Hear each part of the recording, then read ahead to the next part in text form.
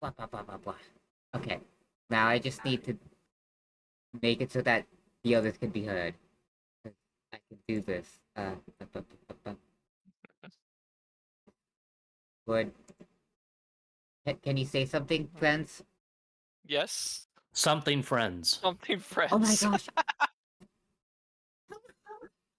Oh! Project, Oh! Projectile, Oh! thank you for the follower. 200 followers. I have been Celebrate waiting time. for this. Celebrate. Oh, to think that my Dracula streams would bring this. It's a potap party time. Yes. Bring out the champagne and chocolates. Hello, Firefly. Or at least the Champagne, sparkling tea. chocolates, and potatoes. Yes, A meal for potatoes. champions. Also, Julian20, thank you for the follow. This finally brings me to 200. I have been lurking in the 190s for so long. This is making me so happy. Aww.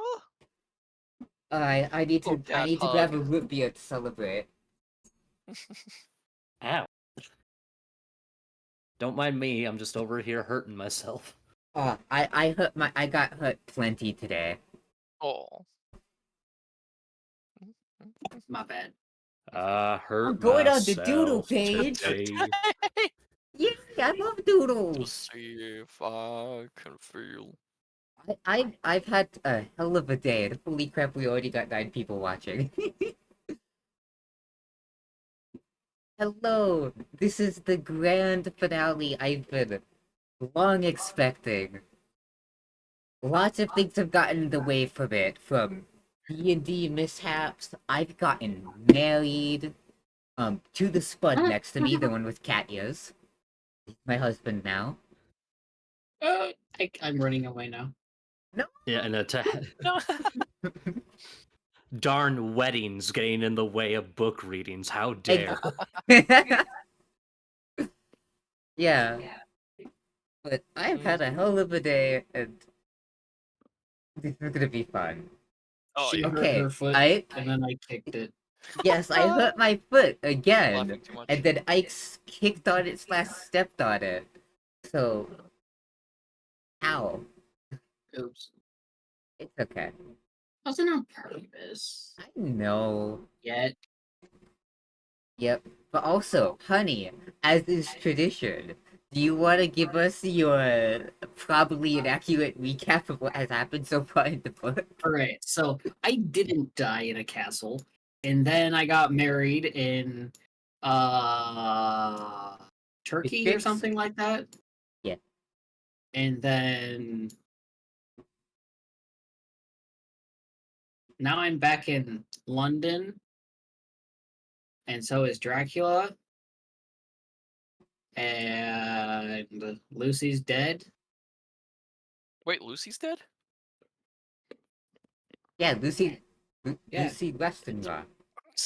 I had no idea. Yes, I was And there all of her just before she boyfriends were died. sad. Yes, the boyfriend's gods, they were all sad. Wait a minute. We're missing someone. Oh. If only It's okay. Where's Guys, Horace Tato? where's I Horace. lost the image, Horace? so I can't get him to manifest. If Ah. someone were to send me his image, I could get him to manifest. Horace. Maybe, possibly. Oh, Who you're lost it? so angry at me for this. Oh no. Oh. It- Oh. I Amadu, got it's like wrong reason. it's the only file that did not survive the transfer from my laptop to my new computer. Oh. Again. So Ethan other, knows where to find it. She just was too lazy to go grab it. so I literally don't. I can't find it in the folder. The folder Isa, with it all the is other potats. in the forest, Isa. It's in the It is forest. just sitting It's in the forest. forest. Oh, okay.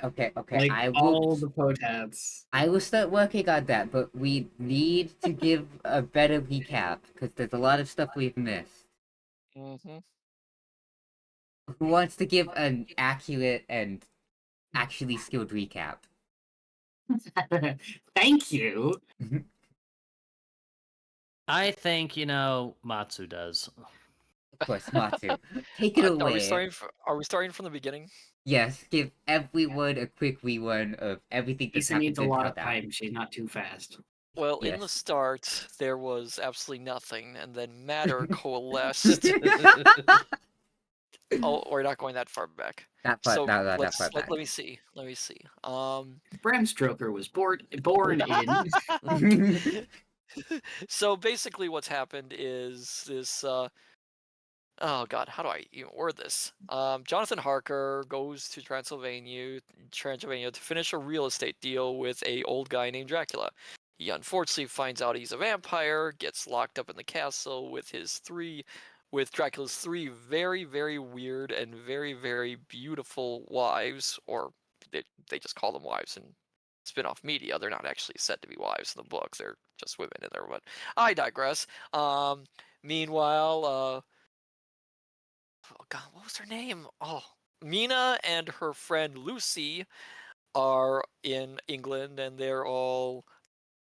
I can't do this. I can't do this. I play Bina Harker, and she is visiting her friend Lucy Westergaard, who is her best friend, and we're having a wonderful time. A spooky boat arrives. Lucy has a bit of a kerfuffle when she gets proposed to by three men on the same day. Ooh la la! But she likes the one that's bland as bread. It was born in England, not the not the cool doctor that studies psychology and has a lunatic asylum, or the Texan who was written by a man who has never met an American. Look, she wanted to marry the wealthiest. We get it. Oh, she's given her the way she's portrayed is butchered a lot. Also, Wasn't we got her the- arrested again. Wasn't the wealthiest There one you are, and the one that she was dating before that day? Oh, she wasn't dating any of them beforehand. That's the thing. This was before dating. Oh, This was in the Dating days was of a- courtship. Exactly. Courtship. look, courtship and dating. I know what courtship is. They are very different, though, in practice. I know. Mm-hmm. I'm aware. But yeah, Lucy is the first victim of Dracula in the story. She slowly loses her life, which is absolutely terrible to see. Everyone tries their best to keep her alive, but fail.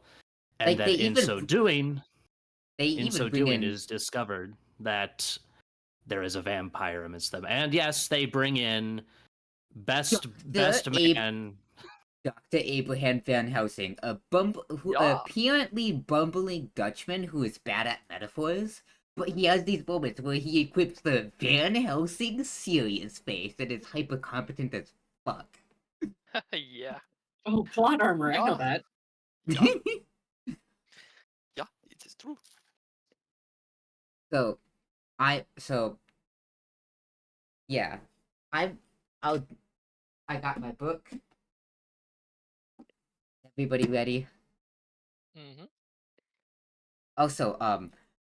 Also, we have successfully managed to once Mina and Van Helsing got together, they were able to put together all the pieces of puzzle. Everyone knows everything now. The boyfriend squad and Mina's husband, Jonathan, have started hunting Dracula, but oh woe is us! It turns out that Mina is being slowly turning into a vampire because she drank because she was forced to drink Dracula's blood and he drank hers. And now he is fleeing back to Transylvania. And we're gonna go hunt him down and try and kill him. Will we succeed? Find out next time. On Dragon Ball Z. AKA this episode, the grand finale. Okay. Yeah. And now, the thrilling conclusion.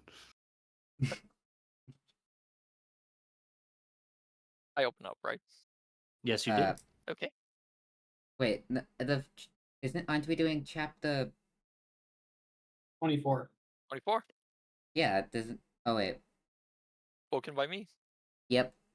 XXIV, though. Okay, I was wrong. The wrong one. Yep.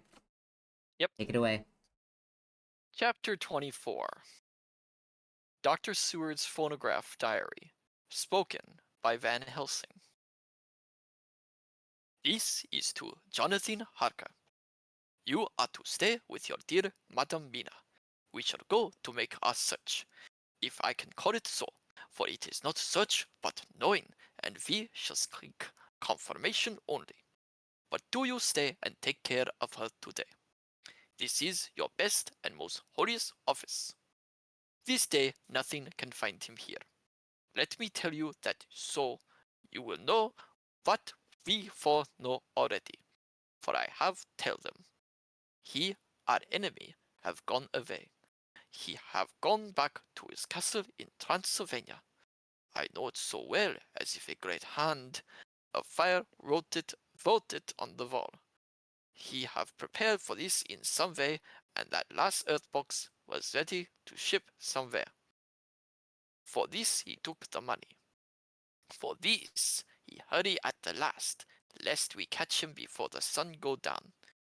It was his last hope, save that he might hide in the tomb that he think poor Miss Lucy, being as he thought like him, keep open to him. But there was not of time. When that fail, he makes straight for his last resource. His clever earthwork, I might say, did I wish double entendre. He is clever, oh so clever. He know that his game here was finish, and so he decide he go back home. He find ship going by the route we came, and he go in it. We go off now to find what ship and whither bound. When we have discovered that, we come back and tell you all. Then we will comfort you and poor Madam Mina with new hope. For it will be hope, when you think it over, that all is not lost. This very creature that we pursue, he take hundreds of years to get so far as London. And yet in one day, when we know of the disposal of him, we drive him out. He is finite, though he is powerful to do much harm and suffers not as we do. But we are strong, each in our purpose, and we are all more strong together. Take heart afresh, dear husband of Madam Mida. This battle is but begun, and in the end we shall win, so sure as that God sits on high to watch over his children. Therefore, be of much comfort ere we return. Van Helsing. Jonathan Harker's Journal, 4th of October. When I read to Mina Van Helsing's message in the phonograph, the poor girl brightened up considerably. Already the certainty that the Count is out of the country has given her comfort, and comfort is strength to her. For my own part, now that his horrible danger is not face to face with us, it seems almost impossible to believe in it. Even my own terrible experiences in Castle Dracula seem like a long forgotten dream. Here, in the crisp autumn air, in the bright sunlight. Alas, how can I disbelieve? In the midst of my thought, my eye fell on the red scar on my poor darling's white forehead. Whilst that lasts, there can be no disbelief. And afterwards, the very memory of it will keep faith crystal clear. Mina and I fear to be idle, so we have been over all the diaries again and again. Somehow, although the reality seems greater each time, the pain and the fear seem less. There is something of a guiding purpose manifest throughout, which is comforting. Mina says that perhaps we are the instruments of ultimate good. It may be. I shall try to think as she does. We have never spoken to each other yet of the future. It is better to wait till we see the professor and the others after their investigations. The day is running by more quickly than I ever thought a day could run for me again. It is now 3 o'clock. Mina Harker's Journal. 5th of October, 5 p.m. Our meeting for report. Present Professor Van Helsing, Lord Godalming, Dr. Seward, Mr. Quincy Morris, Jonathan Parker, Mina Hunter. Dr. Van Helsing described what steps were taken during the day to discover on what boat and whither bound Count Dracula made his escape. As I know that he wanted to get back to Transylvania, I felt sure that he must go by the Danube mouth or by somewhere in the Black Sea. Since by what way he come, it was a dreary blank that was before us. Ignotium will magnifico. And so, with heavy heart, we start to find what ship leaves for Black Sea last night. He was in sailing ship since Madam Mina tell of sails being set. He's not so important as to go in your list of the shipments shipping in the times, and so we go by suggestion of Lord Godalming to your Lloyd's, where are note of all ships that sail, however so small. There we find that only one Black Sea-bound ship go out with the tide. She is the Sarina Catherine, and she sailed from Doolittle's Wharf for Varna, and thence on to other parts and up to Danube. So, said I, this is the ship whereon is the Count. So off we go to Doolittle Wharf, and there we find a man in office of wood so small that the man looked bigger than the office. From him we inquire of the goings on of Serena Catherine, where much, and he red face and louder voice, but he good fellow, all the same. When Quincy give him something from his pocket, which crackle as he roll it up, and put it in so small bag which he have hid deep in his clothing, he still better fellow and humble servant to us. He come with us and ask many men who are rough and hot. These are better fellows too when they have been no more thirsty.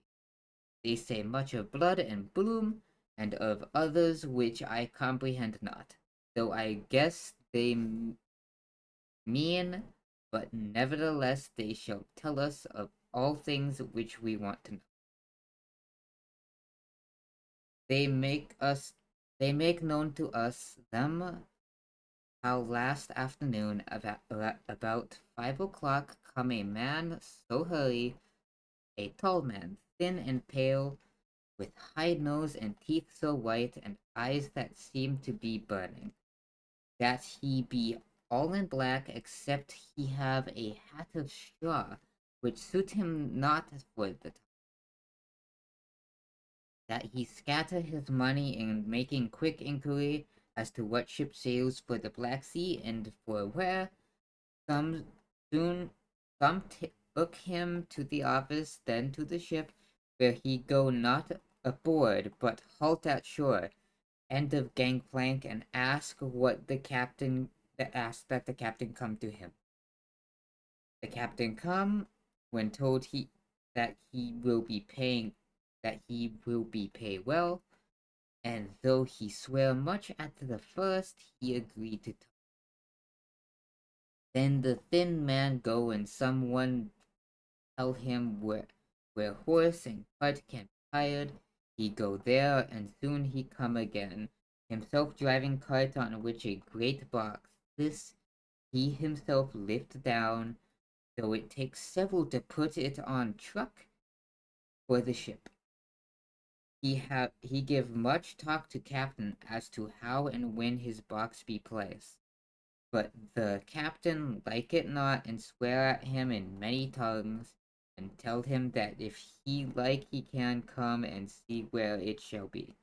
But he say no, that he come not yet, for that he have much to do, whereupon the captain tell him that he had better be quick with blood, for that ship, for that his ship will leave the place of blood before the turn of the tide. With blood, then the thin man smile and say that, of course he must go when he think fit, but he will be surprised if he go quite so soon. Captain swear again and polyglot, and the thin man make him bow and thank him, and say that he will so far intrude on his kindness as to come aboard before the sailing. Final, the captain, more red than ever, and in blood tongue tell him that he doesn't want no Frenchman with bloom upon them, and also with blood in his ship, with blood on her so, and so after asking where there might be close at hand a ship where he might purchase ships from, he departed. No one knew where he went or blooming well cared, as they say, for they had something else to think of well with blood. Again, for it soon become apparent to all that the Serena Kathleen would not sail as was expected. A thin mist began to creep up from the river, and it grew and grew till soon a dense fog enveloped the ship, and around her the captain swore, polyglot polyglot, with room and blood, but he could do nothing. The water rose and rose, and he began to fear that he would lose the tide altogether. He was in no friendly mood when just at full tide the thin man came up with the gangplank again and asked to see where his box had been stowed. Then the captain replied that he wished that he and his box, old and with much bloom and blood, were in hell. But the thin man did not be offended, and went down with the mate and saw where it was placed, and came up and stood a while on deck in fog.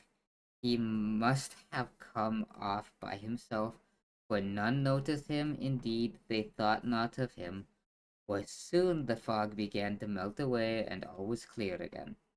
My friends of the thirst and the language that was of bloom and blood laughed, and they told how the captain's swears exceeded even his usual polyglot,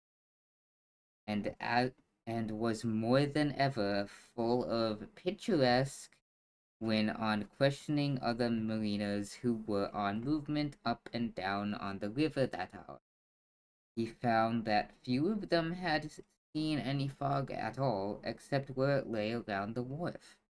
However, the ship went out on the ebb tide, and was doubtless by morning far down the river mouth. She was by then, when they told us, well about to sea. And so, my dear Madamina, it is that we have to rest for a time, for our enemy is out at sea, with the fog at his command, on his way to the Danube mouth.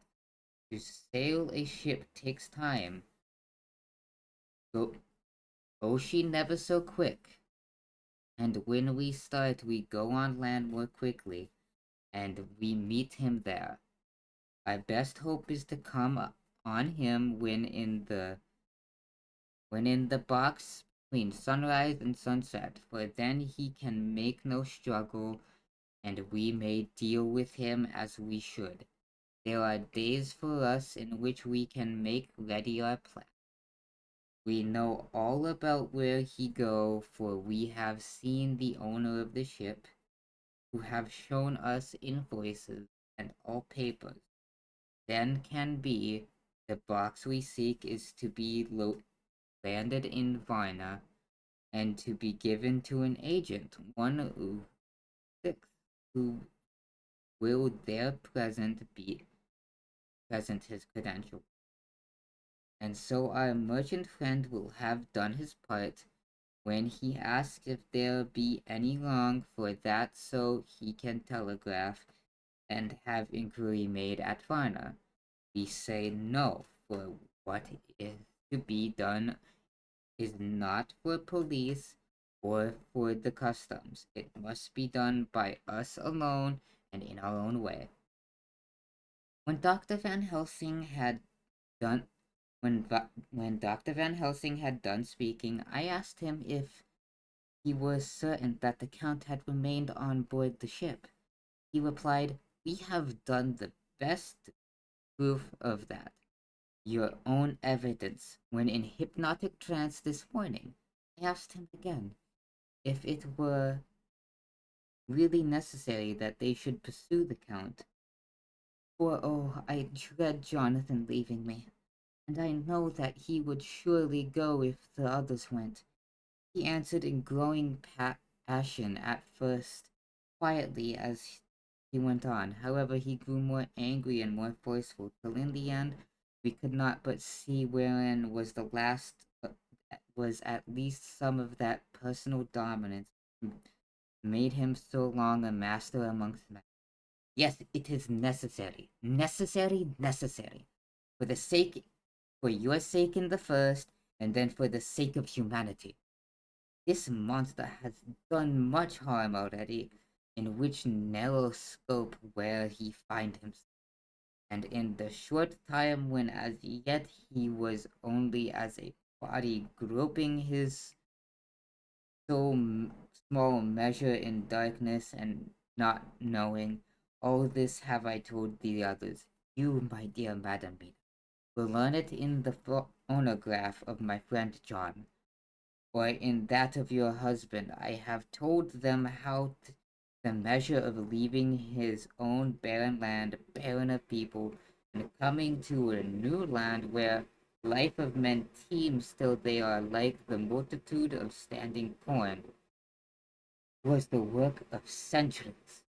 Were another of the undead like him to try to do what he has done, perhaps not all the centuries of the world that have been, or that will be, could aid him. With this one, all the forces of nature that are occult and deep and strong must have worked together in some wondrous way. The very place where he have been alive, undead for all these centuries, is full of strangeness of the geologic and chemical world. There are deep caverns and fissures that reach none known whither. There have been volcanoes, some of whose openings still send out waves of strange properties, gases that kill or make to vivify. Doubtless, there is something magnetic or electric in some of these combinations of occult forces which work on physical life in strange way, and in himself were from the first some great qualities. In a hard and warlike time he was celebrated, that he have more iron nerve, more subtle brain, more braver heart than any man. In him some vital principle have in strange way found their utmost. And as his body keeps strong and grow and thrive, so his brain grow too. All this without that diabolic aid which is surely to him, for it have to yield to the powers that come from and are symbolic of good. And now that is what he is to us. He have infect you. Oh, forgive me, my dear, that I must say such, but it is for good of you that I speak. He infect you why in such wise that even if he do no more, you have only to live in your own old sweet way, and so in time, death which is of man's common lot, and with God's sanction shall make you like to him. This must not be. We have sworn together that it must not. Thus are we ministers of God's own wish, that the world and men for whom his Son died will not be given over to monsters whose very existence would defame him. He have allowed us to redeem one soul already, and we go out as the old knights of the cross to redeem more. Like them we shall travel towards the sunrise, and like them if we fall in good cause. He paused, said, but will not the Count take his rebuff wisely?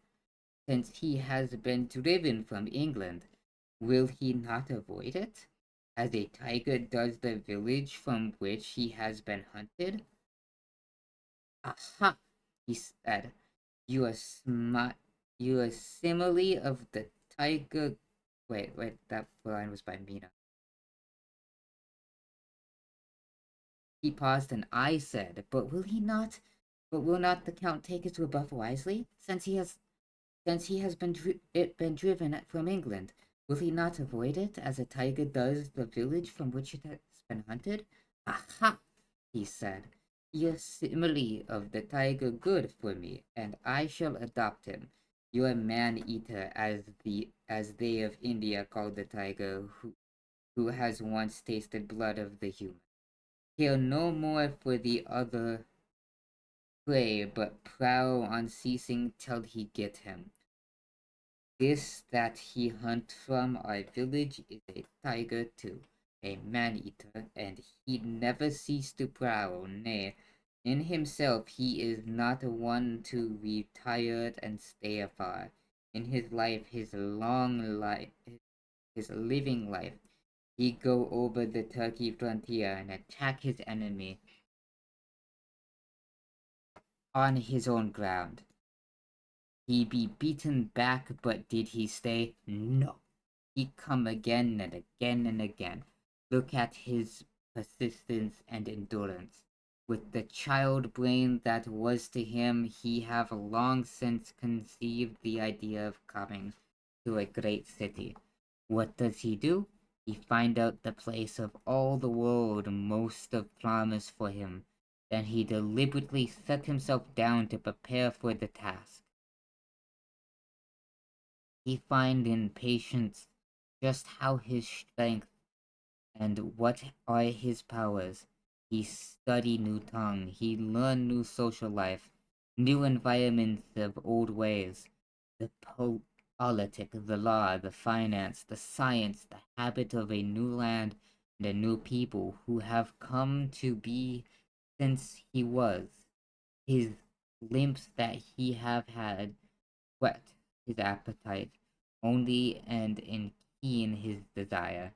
Nay, it help him to grow as to his brain, for it all proved to him how right he was at the first in his surmises. He have done this alone, all alone, from a ruined tomb in a forgotten land. What more may he not do when the greater world of thought is open to him? He that can smile at death as we know him, who can flourish in the midst of diseases that kill off whole peoples. Oh, if such an one was to come from God and not the devil, what a force for good might he not be in this old world of ours. But we are pledged to set the world free. Our toil must be in silence and our efforts all in secret. For in the enlightened age where men believe not even what they see, the doubting of wise men would be his greatest strength. It would be at once his sheath and his armor, and his weapon to destroy us, his enemies who are willing to peril even our own soul for the safety of one we love, for the good of mankind, and for the honor and glory of God. After a general discussion, it was determined that For tonight, nothing be definitively settled. That we should all sleep on the facts and try to think out the proper conclusion tomorrow. At breakfast, we are to meet again, and after making our conclusions known to one another, we shall decide on some definite cause of action. I feel a wonderful peace and rest tonight.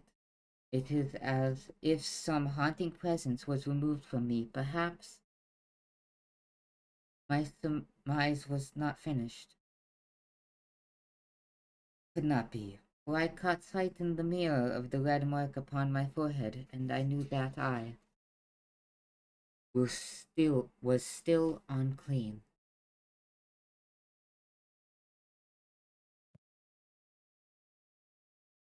Dr. Equal fun. Seward's diary. Oh, yeah, also there was a hydrate redeem. If you Yep, haven't taken a sip already, please do. Yes, hydrate's important. Also, blah blah got first. That's blah blah. Dr. Seward's diary. 5th of October. We all arose early, and I think that sleep did much for each and all of us. When we met at early breakfast, there was more general cheerfulness than any of us had ever expected to experience again. It is really wonderful how much resilience there is in human nature. Let any obstructing cause, no matter what, be removed in any way, even by death, and we fly back to first principles of hope and enjoyment. More than once, as we sat around the table, my eyes opened in wonder whether the whole of the past days had not been a dream. It was only when I caught sight of the red blotch on Mrs. Harker's forehead that I was brought back to reality. Even now, when I am gravely resolving the matter, it is almost impossible to realize that the cause of all our trouble is still existent. Even Mrs. Harker seems to lose sight of her trouble for whole spells. It is only now and again, when something recalls it to her mind, that she thinks of her terrible scar. We are to meet her in my study in half an hour and decide on our cause of action. I see only one immediate difficulty. I know it by instinct rather than reason. We shall all have to speak frankly, and yet I fear that in some mysterious way, poor Mrs. Harker's tongue is tied. I know that she forms conclusions of her own, and from all that has been, I can guess how brilliant and how true they must be. But she will not or cannot give them utterance. I have mentioned this to Van Helsing, and he and I are to talk it over when we are alone. I suppose it is some of that horrid poison which has got into her veins beginning to work. The Count had his own purposes when he gave her what Van Helsing called the vampire's baptism of blood. Well, there may be a poison that distills itself out of good things. In an age when the existence of ptomaines is a mystery, we should not wonder at anything. One thing I know, that if my instinct be true regarding poor Mrs. Harker's silences, then there is a terrible difficulty, an unknown danger, in the work before us. The same power that compels her silence may compel her speech. I dare not think further, for so I should in my thoughts dishonor a noble woman. Van Helsing is coming to my study a little before the others. I shall try to open the subject with him. Later. When the professor came in, we talked over the state of things. I could see that he had something on his mind which he wanted to say, but felt some hesitancy about broaching the subject. After beating about the bush a little, he said suddenly, "Friend John, there is something that you and I must talk of alone, just at the first at any rate. Later we may have to take the others into our confidence." Then he stopped, so I waited. He went on. "Madamina, our poor dear Madamina, is changing." A cold shiver ran through me to find my worst fears thus endorsed. Van Helsing continued. "With the sad experience of Miss Lucy, we must this time be warned before things go too far. Our task is now in reality more difficult than ever, and this new trouble makes every hour of the direst importance. I can see the characteristics of the vampire coming in her face. It is now but very, very slight, but it is to be seen if we have eyes to notice without to prejudge. Her teeth are some sharper, and at times her eyes are more hard, but these are not all. There is to her the silence now often, as so it was with Miss Lucy. She did not speak, even when she wrote that which she wished to be known later. Now my fear is this.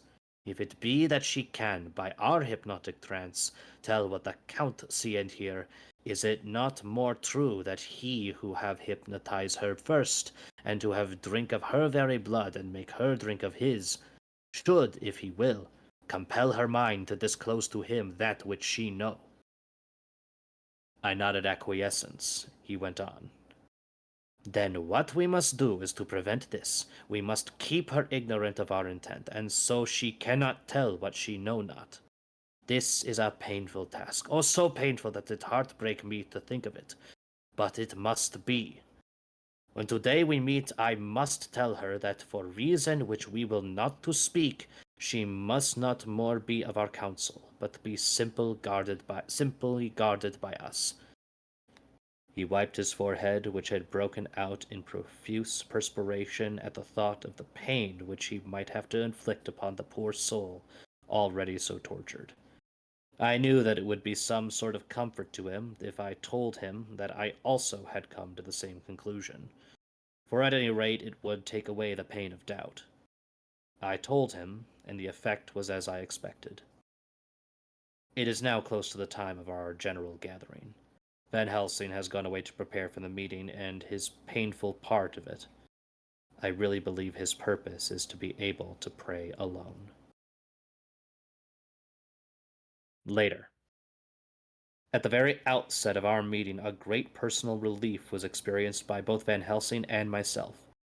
Mrs. Harker had sent a message by her husband to say that she would not join us at present, as she thought it better that we should be free to discuss our movements without her presence to embarrass us. The professor and I looked at each other for an instant, and somehow we both seemed relieved. For my own part, I thought that if Mrs. Harker realized the danger herself, it was much pain as well as much danger averted. Under the circumstances, we agreed, by a questioning look and answer, with finger on lip, to preserve silence of our suspicions, until we should have been able to confer alone again. We went at once into our plan of campaign. Van Helsing roughly put the facts before us first. The Tsarina Catherine left the Thames yesterday morning. It will take her at the quickest speed she has ever made at least 3 weeks to reach Varna, but we can travel over land to the same place in 3 days. Now, if we allow for 2 days less for the ship's voyage, owing to such weather influences as we know that the Count can bring to bear, and if we allow a whole day and night for any delays which may occur to us, then we have a margin of nearly 2 weeks. Thus, in order to be quite safe, we must leave here on 17th at latest. Then we shall at any rate be in Varna a day before the ship arrives, and able to make such preparations as may be necessary. Of course, we shall all go armed against evil things, spiritual as well as physical. Here Quincy Morris added, I understand that the Count comes from a wolf country, and it may be that he will get there before us. I propose that we add Winchesters to our armament. I have a kind of belief in a Winchester when there is any trouble of that sort around. Do you remember, Art, when we had the pack after us at Tobolsk? What would we have given then for a repeater apiece? Good, said Van Helsing. Winchesters it shall be. Quincy's head is level at all times, but most so when there is to hunt, though my metaphor be more dishonor to science than wolves be of danger to man. In the meantime, we can do nothing here, and as I think that Varna is no familiar to any of us, why not go there more soon? It is as long to wait here as there. Tonight and tomorrow we can get ready, and then, if all be well, we four can set out on our journey. We four, said Harker interrogatively, looking from one to another of us. Of course, answered the professor quickly. You must remain to take care of your so sweet wife. Harker was silent for a while and then said in a hollow voice, "Let us talk of that part of it in the morning. I want to consult with Mina." I thought that now was the time for Van Helsing to warn him not to disclose our plan to her, but he took no notice. I looked at him significantly and coughed. For answer, he put his finger on his lip and turned away.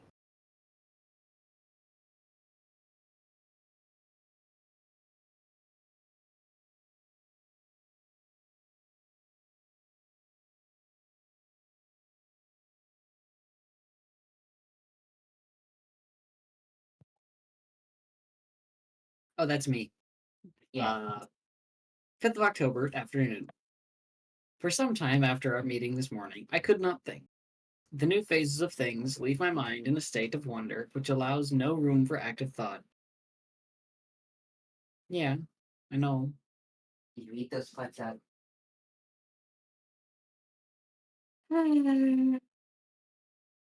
Jonathan Harker's journal. 5th of October, afternoon. For some time after our meeting this morning, I could not think. The new phrases of things leave my mind in a state of wonder, which allows no room for active thought. Mina's determination not to take any part in the discussion set me thinking, and as I could not argue the matter with her, I could only guess. I am as far as ever from a solution now. The way others received it, too, puzzled me. The last time we talked of the subject, we agreed that there was to be no more concealment of anything amongst us. Mina is sleeping now, calmly and sweetly, like a little child. Her lips are curved and her face beams with happiness. Thank God there are such moments still for her. Later. How strange it all is. I sat watching Mina's happy sleep, and came as near to being happy myself as I suppose I shall ever be. As the evening drew on, and the earth took its shadows from the sun sinking lower, the silence of the room grew more and more solemn to me. All at once Mina opened her eyes, and, looking at me tenderly, said, "Jonathan, I want you to promise me something on your word of honor. A promise made to me, but made wholly in God's hearing, and not to be broken, though I should go down on my knees and implore you with bitter tears. Quick, you must make it to me at once." "Mina," I said, "a promise like that I cannot make at once. I may have no right to make it." "But, dear one," she said, with such spiritual intensity that her eyes were like pole stars, "it is I who wish it, and it is not for myself. You can ask Dr. Van Helsing if I am not right. If he disagrees, you may do as you will. Nay, more, if you all agree later, you are absolved from the promise." "I promise," I said, and for a moment she looked supremely happy, though to me all happiness for her was denied by the red scar on her forehead. She said, "Promise me that you will not tell me anything of the plans formed for the campaign against the Count, not by word, or inference, or implication, not at any time whilst this remains to me," and she solemnly pointed to the scar. I saw that she was in earnest, and I said solemnly, "I promise." And as I said it, I felt that from that instant a door had been shut between us. Later, midnight. Mina has been bright and cheerful all the evening, so much so that the rest seemed to take courage, as if infected somewhat by her gaiety. As a result, even I myself felt as if the pall of gloom which weighs us down were somewhat lifted. We all retired early. Mina is now sleeping like a little child. It is a wonderful thing that her faculty of sleep remains to her in the midst of her terrible trouble. Thank God for it, for then, at least, she can forget her care. Perhaps her example may affect me, as her gaiety did tonight. I shall try it. Oh, for a dreamless sleep. 6th of October, morning. Another surprise. Mina woke me early, about the same time as yesterday, and asked me to bring Dr. Van Helsing. I thought it was another occasion for hypnotism, and without question, went for the professor. He had evidently expected some such call, for I found him dressed in his room. His door was ajar, so that he could hear the opening of the door of our room. He came at once. As he passed into the room, he asked Mina if the others might come too. "No," she said quite simply, "it will not be necessary. You can tell them just as well. I must go with you on your journey. Dr. Van Helsing was as startled as I was. After a moment's pause, he asked, But why? You must take me with you. I am safer with you, and you shall be safer too. But why, dear Madame Mina? You know that your safety is our solemnest duty. We go into danger to which you are, or may be, more liable than any of us from circumstances, things that have been. He paused, embarrassed. As she replied, she raised her finger and pointed to her forehead. I know. That is why I must go. I can tell you now, whilst the sun is coming up, I may not be able again. I know that when the Count wills me, I must go. I know that if he tells me to come in secret, I must come by wile, by any device to hoodwink even Jonathan. God saw the look that she turned on me as she spoke, and if there indeed be a recording angel that look is noted to her everlasting honor. I could only clasp her hand. I could not speak. My emotion was too great for even the relief of tears. She went on. You men are brave and strong. You are strong in your numbers, for you can defy that which would break down the human endurance of one who has to guard alone. Besides, I may be of service, since you can hypnotize me and so learn that which even I myself do not know. Dr. Van Helsing said very gravely, Madame Mina, you are, as always, most wise. You shall come with you shall with us come, and together shall do that which we go forth to achieve. When he spoke, Mina's long spell of silence made me look at her. She had fallen back on her pillow asleep. She did not even wake when I had pulled the blind and let in the sunlight, which flooded the room. Van Helsing motioned to me to come with him quietly. We went to his room, and within a minute Lord Godalming, Dr. Seward, and Mr. Morris were with us also. He told them what Mina had said, and went on. In the morning we shall leave for Varna. We have now to deal with a new factor, Madame Mina. Oh, but her soul is true. It is to her agony to tell us so much as she has done, but it is most right. We are warned in time. There must be no chance lost, and in Varna we must be ready to act the instant when that ship arrives. What shall we do exactly? Asked Mr. Morris ironically. I The professor paused before replying. We shall at the first board that ship. Then, when we have identified the box, we shall place a branch of the wild rose on it. This we shall fasten, for when it is there none can emerge, so at least says the superstition. And to superstition we must trust at first. It was man's faith in the early, and it have its roots in faith still. Then, when we get the opportunity that we seek, when none are near to see, we shall open the box, and all will be well.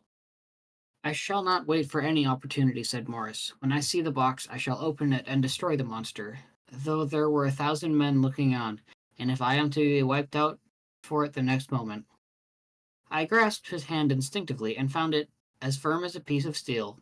I think he understood my look. I hope he did. Good boy, said Dr. Van Helsing. Brave boy. Quincy is all man. God bless him for it. My child, believe me, none of us shall lag behind or pause from any fear. I do but say what we may do, what we must do. But indeed, we cannot say what we shall do. There are so many things which may happen, and their ways and their ends are so various that until the moment we may not say. We shall all be armed in all ways, and when the time for the end has come, our effort shall not be lack. Now let us today put all our affairs in order. Let all things which touch on others dear to us, and who on us depend, be complete. For none of us can tell what, or when, or how the end may be. As for me, my own affairs are regulate, and as I have nothing else to do, I shall go make arrangements for the travel. I shall have all tickets and so forth for our journey. There was nothing further to be said, and we parted. I shall now settle up all my affairs of earth and be ready for whatever may come. Later. It is all done. My will is made, and all complete. Mina, if she survive, is my sole heir.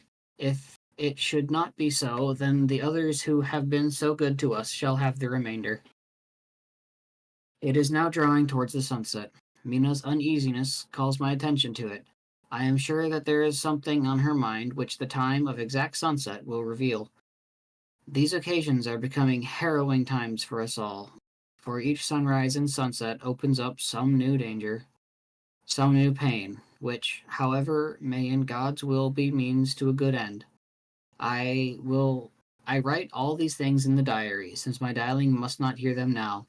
But if it may be that she can see them again, they shall be ready. She is calling me.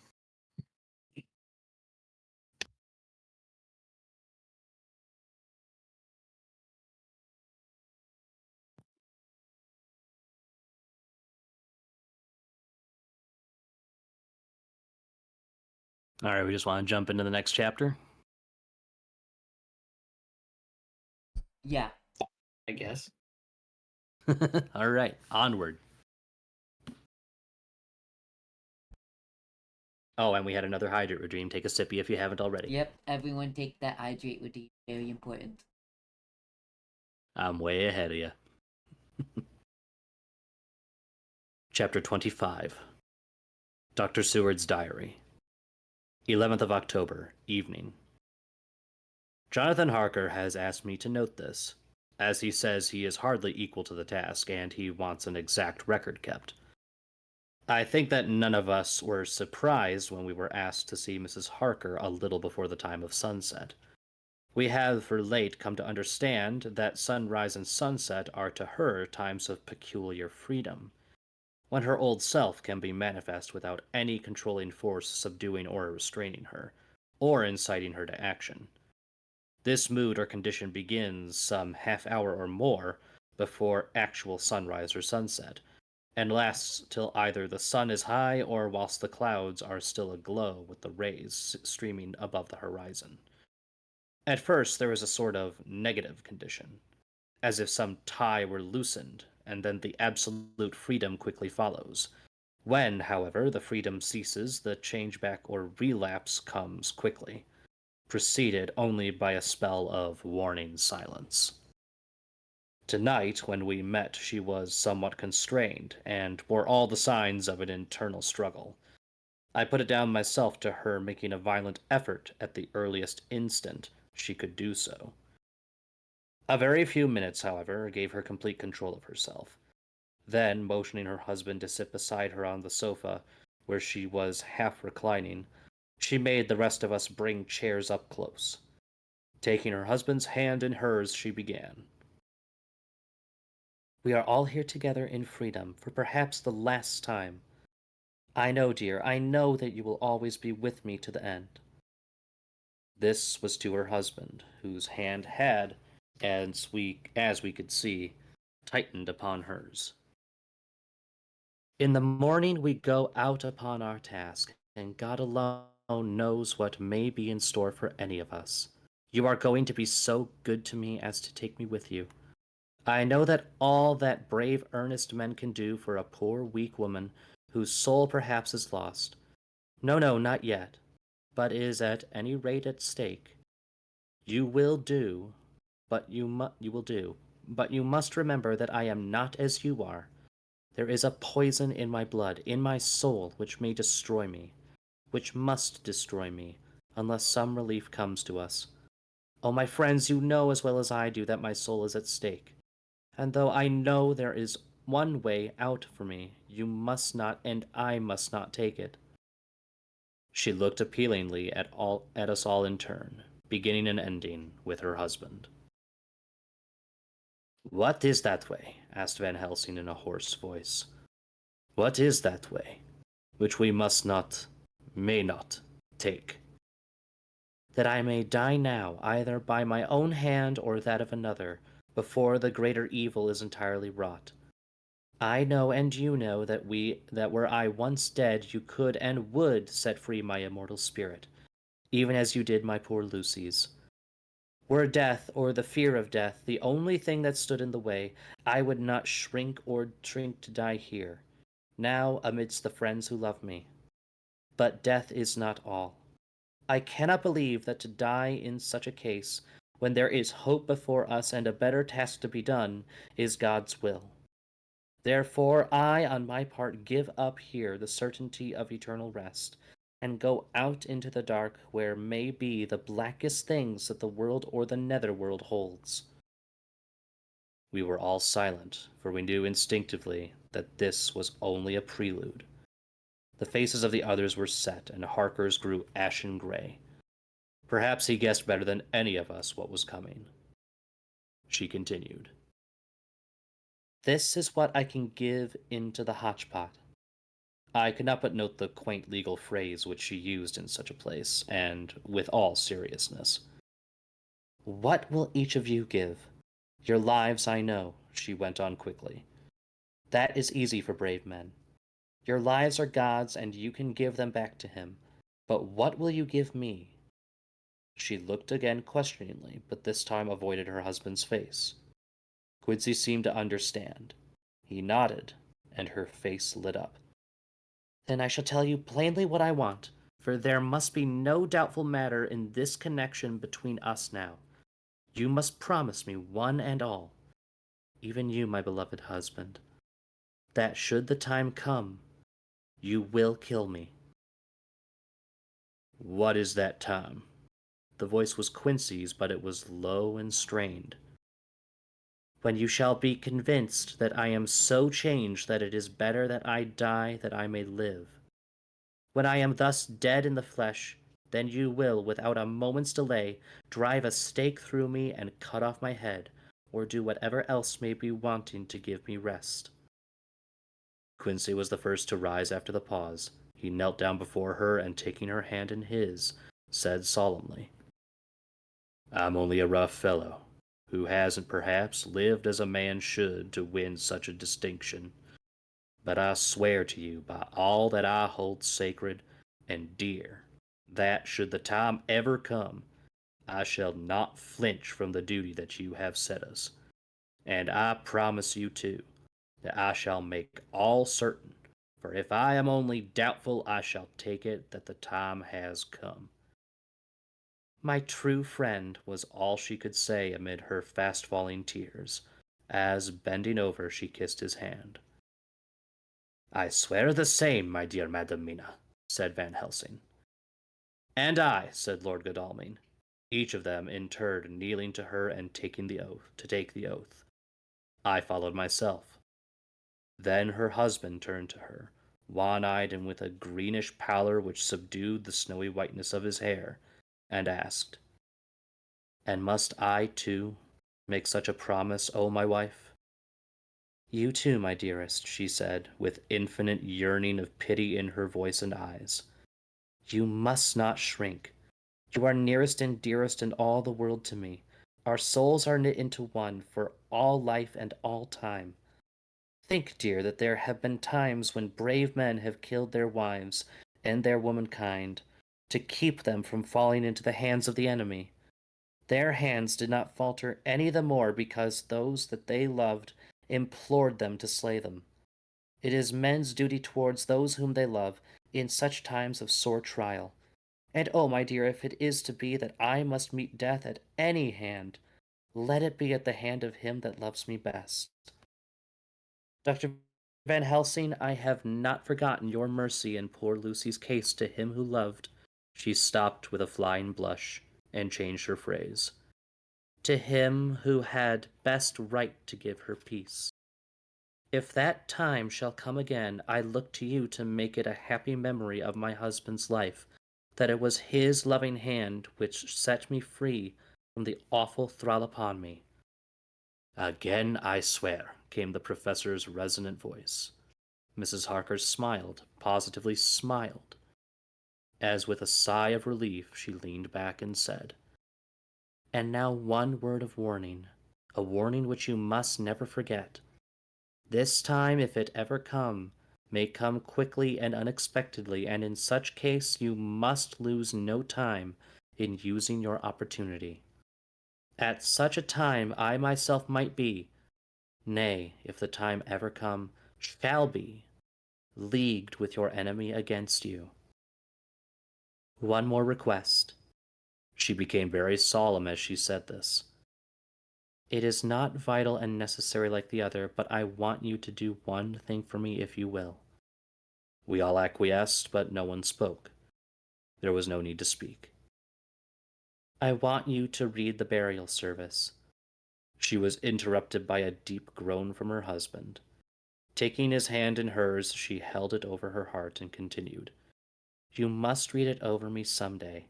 Whatever may be the issue of all this fearful state of things, it will be a sweet thought to all or some of us. You, my dearest, will I hope read it, for then it will be in your voice in my memory forever, come what may. Oh, my dear one, he pleaded, death is afar off from you. Nay, she said, holding up a warning hand. I am deeper in death at this moment than if the weight of an earthly grave lay heavy upon me. Oh, my wife, must I read it? He said before he began. It would comfort me, my husband, was all she said, and he began to read when she had got the book ready. How could anyone, tell of that strange scene, its solemnity, its gloom, its sadness, its horror, and withal, its sweetness? Even a skeptic who can see nothing but a travesty of bitter truth in anything holy or emotional would have been melted to the heart had he seen that little group of loving and devoted friends kneeling round that stricken and sorrowing lady, or heard the tender passion of her husband's voice, as in tones so broken with emotion that often he had to pause, he read the simple and beautiful services of the burial of the dead. I cannot go on. Words and voice fail me. She was right in her instinct. Strange as it all was, bizarre as it may hereafter seem even to us who felt its potent influence at the time, it comforted us much, and the silence which showed Mrs. Harker's coming relapse from her freedom of soul did not seem so full of despair to any of us as we had dreaded. Jonathan Harker's Journal, 15th of October, Varna. We left Charing Cross on the morning of the 12th, got to Paris by the same night, and took the places secured for us in the Orient Express. We traveled day and night, arriving here about 5 o'clock. Lord Godalming went to the consulate to see if any telegram had arrived for him, whilst the rest of us came on to this hotel, the Odysseus. The journey may have had incidents. I was, however, too eager to get on to care for them. Until the Tsarina Catherine comes into port there will be no interest for me in anything in the wide world. Thank God. Mina is well and looks to be getting stronger. Her color is coming back. She sleeps a great deal. Throughout the journey, she slept nearly all the time. Before sunrise and sunset, however, she is very wakeful and alert, and it has become a habit for Van Helsing to hypnotize her at such times. At first, some effort was needed, and he had to make many passes, but now she seems to yield at once, as if by habit, and scarcely any action is needed. He seems to have power at these particular moments to simply will, and her thoughts obey him. He always asks her what she can see and hear. She answers to the first, nothing, all is dark, and to the second, I can hear the waves lapping against the ship, and the water rushing by. Canvas and cordage strain, and masts and yards creak. The wind is high, I can hear it in the shrouds, and the bow throws back the foam. It is evident that the Tsarina Catherine is still at sea, hastening on her way to Varna. Lord Godalming has just returned. He had 4 telegrams, one each day since we started, and all to the same effect, that the Tsarina Catherine had not been reported to Lloyd's from anywhere. He had arranged before leaving London that his agent should send him every day a telegram saying if the ship had been reported. He was to have a message even if she were not reported, so that he might be sure that there was a watch being kept at the other end of the wire. We had dinner and went to bed early. Tomorrow we are to see the vice consul and to arrange, if we can, about getting on board the ship as soon as she arrives. Van Helsing says that our chance will be to get on the boat between sunrise and sunset. The Count, even if he takes the form of a bat, cannot cross the running water of his own volition, and so cannot leave the ship, as he dare not change to a man's form without suspicion, which he evidently wishes to avoid. He must remain in the box. If, then, we can come on board after sunrise, he is at our mercy, for we can open the box and make sure of him, as we did of poor Lucy, before he wakes. What mercy he shall get from us will not count for much. We think that we shall not have much trouble with officials or the seamen. Thank God. This is the country where bribery can do anything, and we are well supplied with money. We have only to make sure that the ship cannot come into port between sunset and sunrise without our being warned, and we shall be safe. Judge Moneybag will settle this case, I think.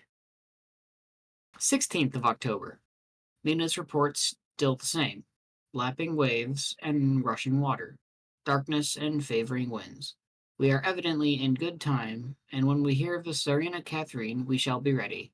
As she must pass the Dardanelles, we are sure to have some report. 17th of October. Everything is pretty well fixed now, I think, to welcome the Count on his return from his tour. Godalming told the shippers that he fancied that the box sent aboard might contain something stolen from a friend of his, and got a half consent that he might open it at his own risk. The owner gave him a paper telling the captain to give him every facility in doing whatever he chose on board the ship, and also a similar authorization to his agent at Varna. We have seen the agent, who was much impressed with Godalming's kindly manner to him, and we are all satisfied that whatever he can do to aid our wishes will be done. We have already arranged what to do in case we get the box open. If the Count is there, Van Helsing and Seward will cut off his head at once and drive a stake through his heart. Morris and Godalming and I shall prevent interference, even if we have to use the arms with which we shall have ready. The professor says that if we can so treat the Count's body, it will soon after fall into dust. In such case, there would be no evidence against us, in case any suspicion of murder were aroused. But even if it were not, we should stand or fall by our act, and perhaps someday this very script may be evidence to come between some of us and a rope. For myself, I shall take the chance to only too thankfully, if it were to come. We mean to leave no stone unturned to carry out our intent. We have arranged with certain officials that the instant the Tsarina Catherine is seen, we are to be informed by a special messenger. A whole week of waiting, daily telegrams to Godalming, but only the same story, not yet reported. Mina's morning and evening hypnotic answer is unvaried. Lapping waves, rushing water, and creaking masts. Who's reading the telegram?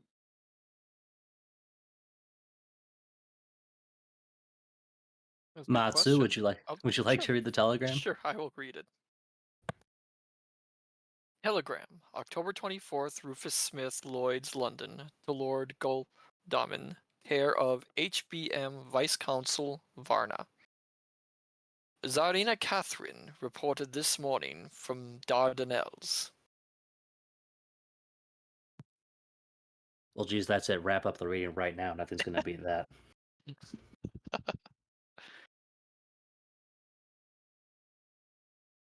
Dr. Seward's Diary, 24th of October. How I miss my phonograph. To write a diary with a pen is irksome to me. But Van Helsing says I must.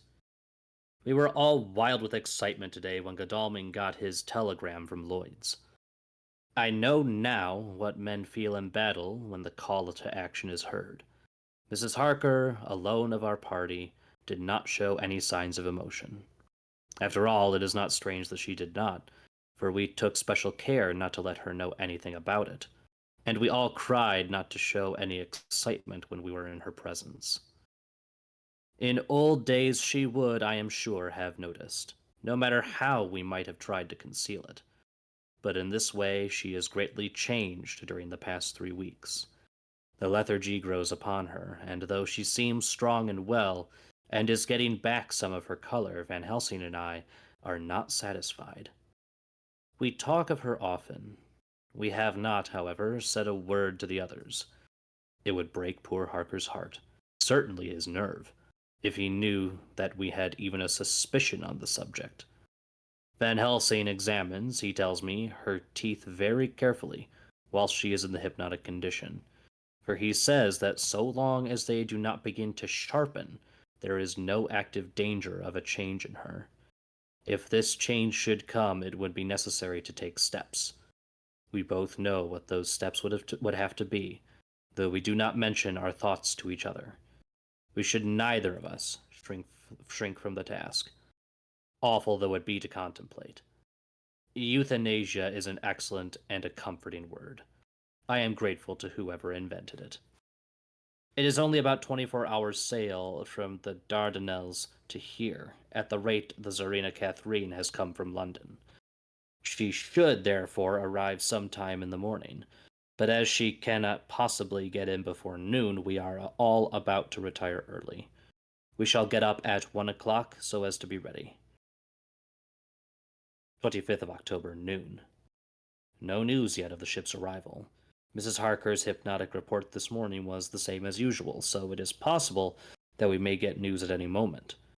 We men are all in a fever of excitement, except Harker, who is calm.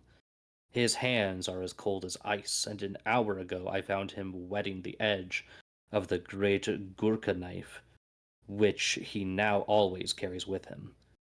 It will be a bad lookout for the Count if the edge of that kukri ever touches his throat, driven by that stern, ice-cold hand. Van Helsing and I were a little alarmed about Mrs. Harker today. About noon she got into a sort of lethargy which we did not like. Although we kept silent to the others, we were neither of us happy about it. She had been restless all the morning, so that we were at first glad to know that she was sleeping. When, however, her husband mentioned casually that she was sleeping so soundly that he could not wake her, we went to her room to see for ourselves. She was breathing naturally and looked so well and peaceful that we agreed that the sleep was better for her than anything else. Poor girl, she has so much to forget that it is no wonder that sleep, if it brings oblivion to her, does her good. Oh, we did get a posture check.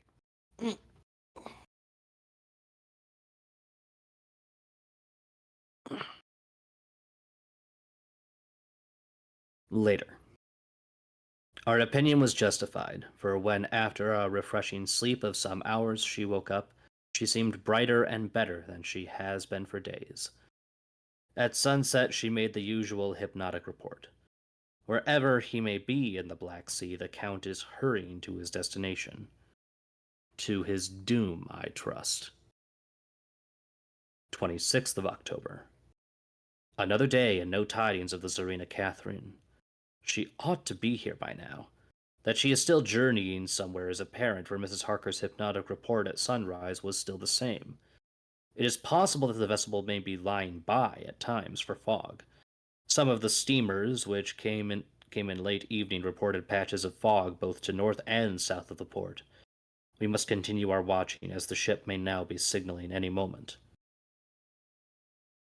27th of October, noon. Most strange, no news yet of the ship we wait for.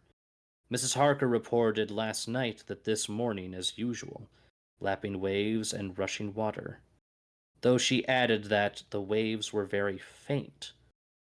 The telegrams from London had been the same, no further report. Van Helsing is terribly anxious, and told me just now that he fears the Count is escaping us. He added significantly, I did not like that lethargy of Madame Mina's. Souls and memories can do strange things during trance. I was about to ask him more, but Harker just then came in, and he held up a warning hand. We must try tonight at sunset to make her speak more fully when in her hypnotic state.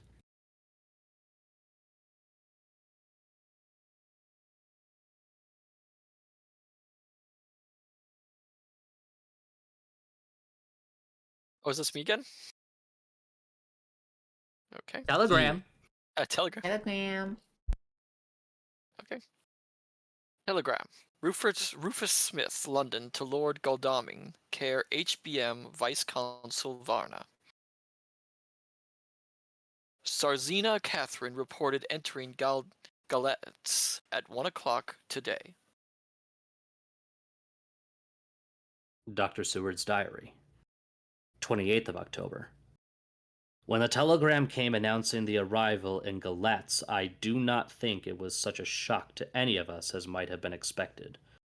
True, we did not know whence or how or when the bolt would come, but I think we all expected that something strange would happen. The delay of arrival at Varna made us individually satisfied that things would not be just as we had expected. We only waited to learn where the change would occur. Nonetheless, however... Mecca, thank you for the raid. Oh, welcome, Raiders! Oh, yay, Raiders! Yippee!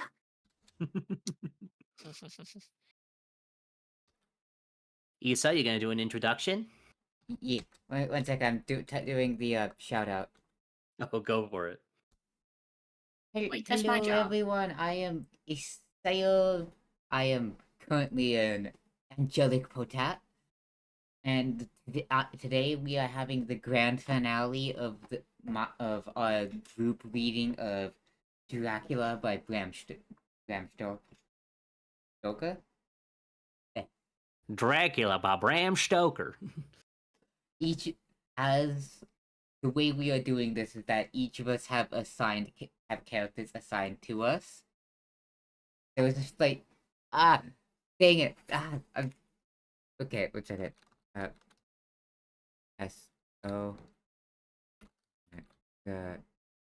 PM. I was gonna say, if Mecca was actually doing ASMR, I want to see that. Exactly. Dang it. Nope, wrong thing.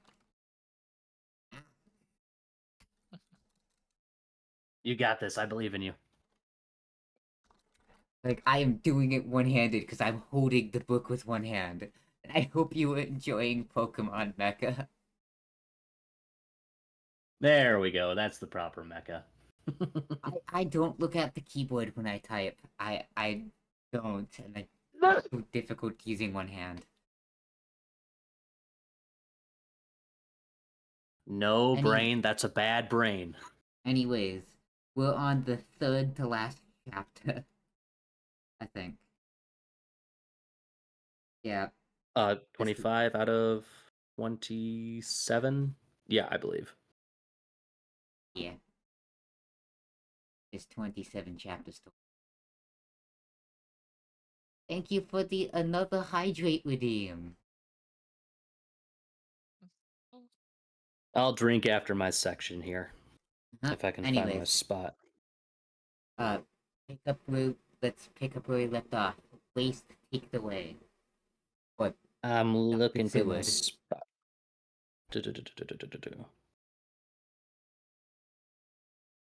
Alright. The delay of arrival at Varna made us individually satisfied that things would not be just as we had expected. We only waited to learn where the change would occur. Nonetheless, however, was it a surprise? I suppose that nature works on such a hopeless basis that we believe against ourselves that things will be as they ought to be, not as we should know that they will be. Transcendentalism is a beacon to the angels, even if it will be a will-o'-the-wisp to man. It was an odd experience, and we all took it differently. Van Helsing raised his hand over his head for a moment, as though in remonstrance with the Almighty, but he said not a word, and in a few seconds stood up with his face sternly set. Lord Godalming grew very pale and sat breathing heavily. I was myself half stunned and looked in wonder at one after another. Quincy Morris tightened his belt with that quick movement which I knew so well. In our old wandering days, it meant action. Mrs. Harker grew ghastly white, so that the scar on her forehead seemed to burn, but she folded her hands meekly and looked up in prayer. Harker smiled, actually smiled, the dark, bitter smile of one who is without hope. But at the same time his action belied his words, for his hands instinctively sought the hilt of the great kukri knife and rested there. "When does the next train start for Galatz?" said Van Helsing to us generally. At 6:30 tomorrow morning." We all started, for the answer came from Mrs. Harker. "How on earth do you know?" said Art. "You forget. Or perhaps you do not know, though Jonathan does and so does Dr. Van Helsing, that I am the train fiend. At home in Exeter I always used to make up the timetable so as to be helpful to my husband. I found it so useful sometimes that I always make a study of the timetables now. I knew that if anything were to take us to Castle Dracula we should go by Galatz, or at any rate through Bucharest, so I learned the times very carefully. Unhappily, there are not many to learn, as the only train tomorrow leaves as I say." "Wonderful woman," murmured the professor. Can't we get a special?" asked Lord Godalming. Van Helsing shook his head. "I fear not. This land is very different from yours or mine. Even if we did have a special, it would probably not arrive as soon as our regular train. Moreover, we have something to prepare. We must think. Now let us organize.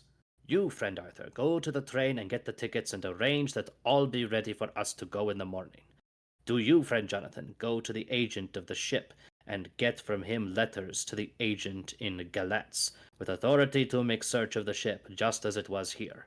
Quincy Morris, you see the consul, and get his aid with his fellow in Galatz, and all he can do to make our way smooth, so that no times be lost when over the Danube. John will stay with Madam Mina and me, and we shall consult. For so if time be long you may be delayed, and it will no matter when the sun set, since I am here with Madam to make report." "And I," said Mrs. Harker brightly, and more like her old self than she had been for many a long day, "shall try to be of use in all ways, and shall think and write for you as I used to do. Something is shifting from me in some strange way, and I feel freer than I have been of late." The three younger men looked happier at the moment as they seemed to realize the significance of her words. But Van Helsing and I, turning to each other, met each a grave and troubled glance. We said nothing at the time, however. When the three men had gone out to their tasks, Van Helsing asked Mrs. Harker to look up the copy of the diaries and find him the part of Harker's journal at the castle. She went away to get it. When the door was shut upon her, he said to me, "We mean the same. Speak out." There is some change. It is a hope. Oh, bless you, Matsu. Oh, thank you. Sorry, I forgot I was not muted. Gesundheit. There is some change.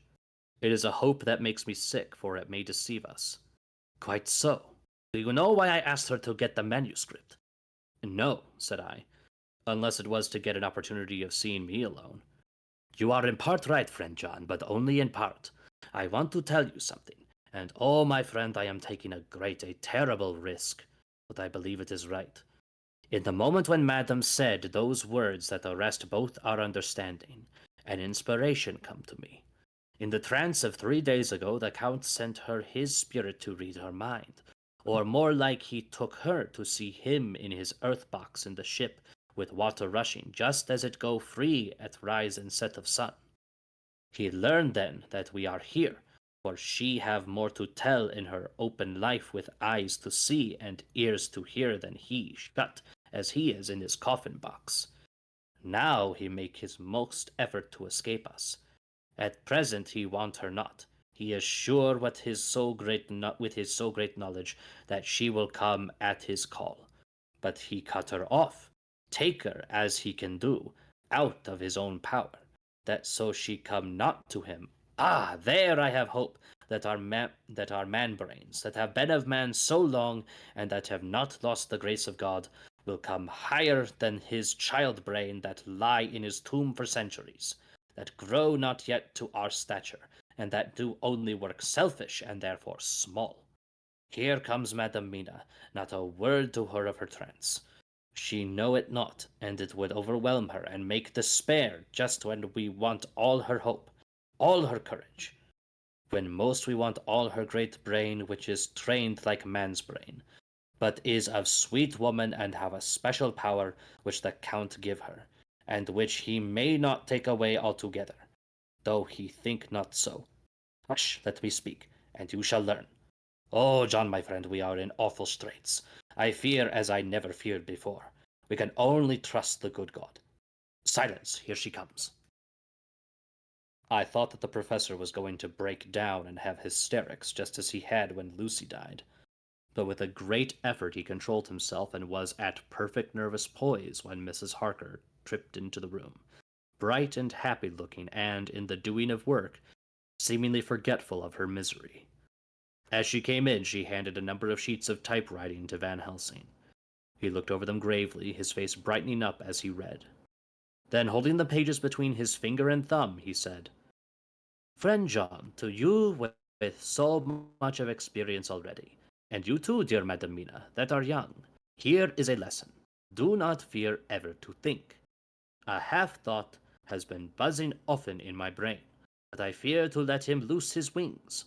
Here now, with more knowledge, I go back to where that half-thought come from, and I find that he be no half-thought at all, that he be a whole thought, though so young that he is not yet strong to use his little wings. Nay, like the ugly duck of my friend Hans Andersen, he be no duck thought at all, but a big swan thought that sailed nobly on big wings, when the time come for him to try them. See, I read here what Jonathan have written. That other of his race who, in a later age, again and again, brought his forces over the great river into Turkeyland, who, when he was beaten back, came again and again and again, though he had to come alone from the bloody field where his troops were being slaughtered, since he knew that he alone could ultimately triumph. What does this tell us? Not much, no. The Count's child thought see nothing, therefore he speaks so free. Your man thought see nothing. My man thought see nothing, till just now. No, but there comes another word from someone who speak without thought, because she too know not what it mean, what it might mean. Just as there are elements which rest, yet when in nature's course they move on their way and they touch, then poof, and there comes a flash of light, heavens wide, that blind and kill and destroy some, but that show up all earth below from leagues and leagues. Is it not so? Well, I shall explain. To begin, have you ever studied the philosophy of crime? Yes and no. You, John, yes, for it is a study of insanity. You know, Madam Mina, for crime touch you not but once. Still your mind works through, and argues not a particulari ad universal. There is this particularity in criminals. It is so constant in all countries and at all times that even police, who know not much from philosophy, come to know it empirically, that it is. That is to be empiric. The criminal always work at one crime.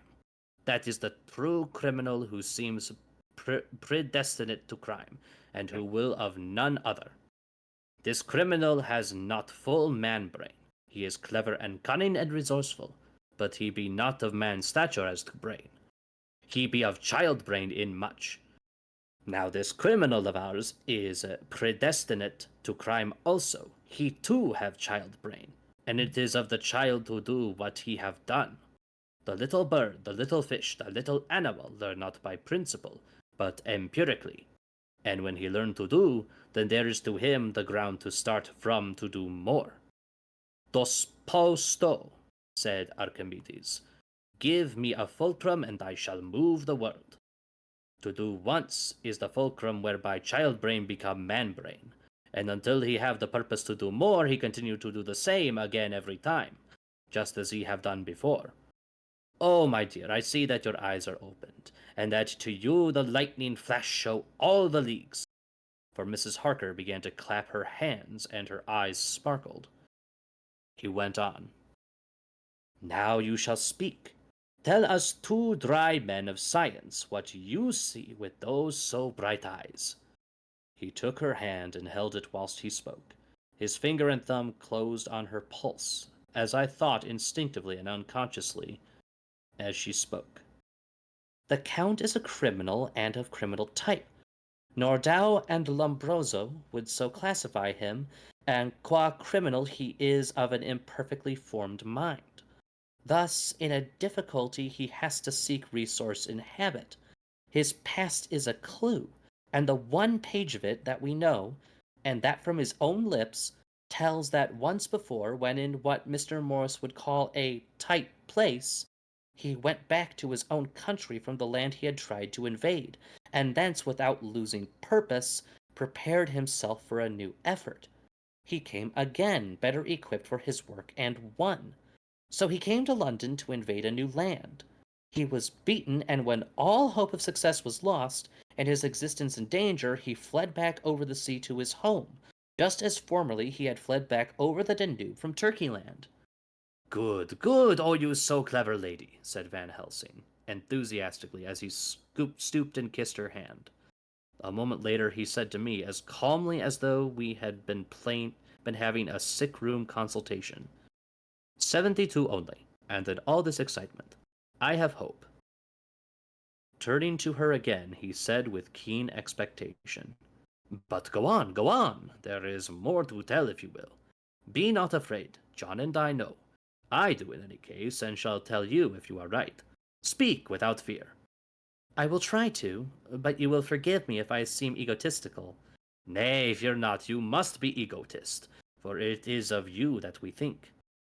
Then, as he is criminal, he is selfish, and as his intellect is small and his action is based on selfishness, he confines himself to one purpose. That purpose is remorseless. As he fled back over the Danube, leaving his forces to be cut to pieces, so now he is intent on being safe, careless of all. So his own selfishness frees my soul somewhat of the terrible power which he acquired over me on that dreadful night. I felt it, oh, I felt it! Thank God for his great mercy.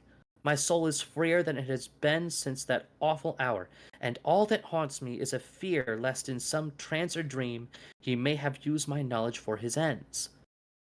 The professor stood up. He has so used your mind, and by it he has left us here in Varna, whilst the ship that carried him rushed through enveloping fog up to Galatz, where doubtless he had made preparation for escaping from us. But his child mind only saw so far, and it may be that, as ever is in God's providence, the very thing that the evildoer most reckoned on for his selfish good turns out to be his chiefest harm. The hunter is taken in his own snare, as the great psalmists say. For now that he thinks he is free from every trace of us all, and that he has escaped us with so many hours to him, then his selfish child brain will whisper him to sleep. He think, too, that as he cut himself off from knowing your mind, there can be no knowledge of him to you. There is where he failed. That terrible baptism of blood which he give you makes you free to go to him in spirit, as you have as yet done in your times of freedom, when the sun rise and set. At such times you go by my volition and not by his, and this power to good of you and others you have won from your suffering at his hands. This is now all more precious that he know it not, and to guard himself have even cut himself off from his knowledge of our where. We, however, are not all selfish, and we believe that God is with us through all this blackness and these many dark hours. We shall follow him, and we shall not flinch, even if we peril ourselves that we become like him. Friend John, this has been a great hour. and it have done much to advance us in our way. You must be scribe and write him all down, so that when the others return from their work, you can give it to them. Then they shall know as we do. And so I have written it whilst we wait their return. And Mrs. Harker has written with her typewriter all since she brought the message to us.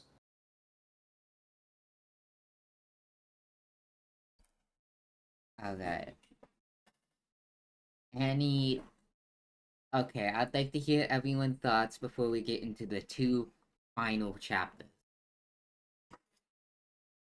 Especially want to hear from Ike, because Ike, you don't know exactly how this ends. What are you thinking?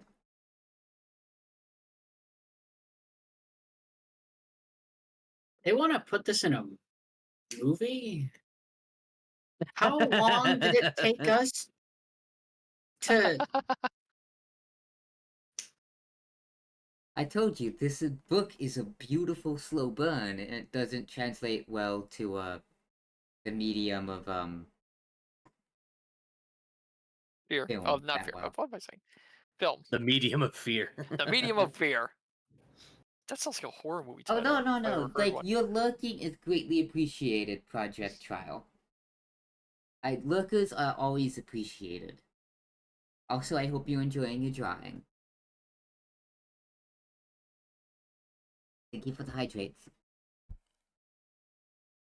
But yeah, this is one of my favorite books of all time.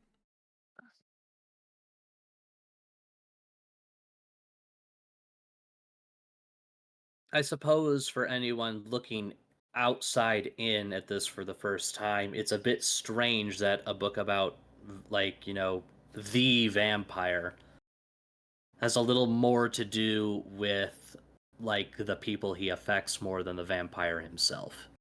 Mm-hmm. Yeah. Yeah, Dracula, I mean, we never get Dracula's point of view at all, which is actually probably better, because it Mhm. makes him more of a monster in a way. Who wants to hear from a child brain like Dracula's? We want to hear from man brains. I'm just imagining now. It's just Dracula sitting there, thought bubble in its baby shark. He's just sitting there in his box.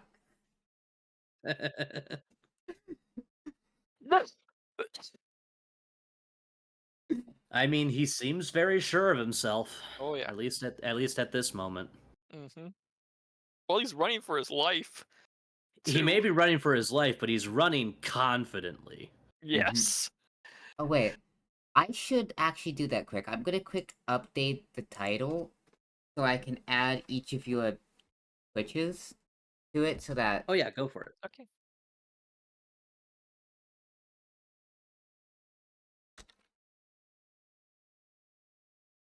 I'll say, as a quick question for you, Ike, was this at all what you expected when you entered upon this?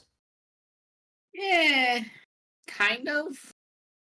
It's not super close to what I was expecting, but it's not that far off. Mm. A lot more twists than I expected. there we Oh go. yeah. I will be You shouting gotta you tell out ya. in the chat again later, but there's links to all of your Twitches are now in the title. I should have done that earlier. Yay. We exist. Nah, we're just all potatoes conjured by Issa to read this book with her. We're I all in mean- Issa's imagination. The sad truth is that I'm alone, talking to a cardboard box drawn to look like a computer screen in a mental asylum right now. I Yes. am not a happily married woman with a lovely catboy husband. No, I am insane. I always have been. I knew this day would come. Oh, woe is me! I'm gonna read that book next. Honestly, I All right. am thinking about after this reading Camilla. Ooh, that'd be a good pick. I have yet to read it myself. I want to. Very Yeah, badly. I have it. Believe it or not, I have a copy of that in a Blu-ray box set. It came with the complete story. Oh my. Which it is just a short story, right? It is, well, it's a The novella, Carmilla is a technically. rather short story. Although, Yeah. one thing, Carmilla is an older vampire story than Dracula. Mm-hmm. It Mhm. predates Dracula. Mhm. All right, are we ready for chapter 26? Yes. Let's get into it. Chapter 26. The beginning of the end. Chapter 26. Dr. Seward's Diary.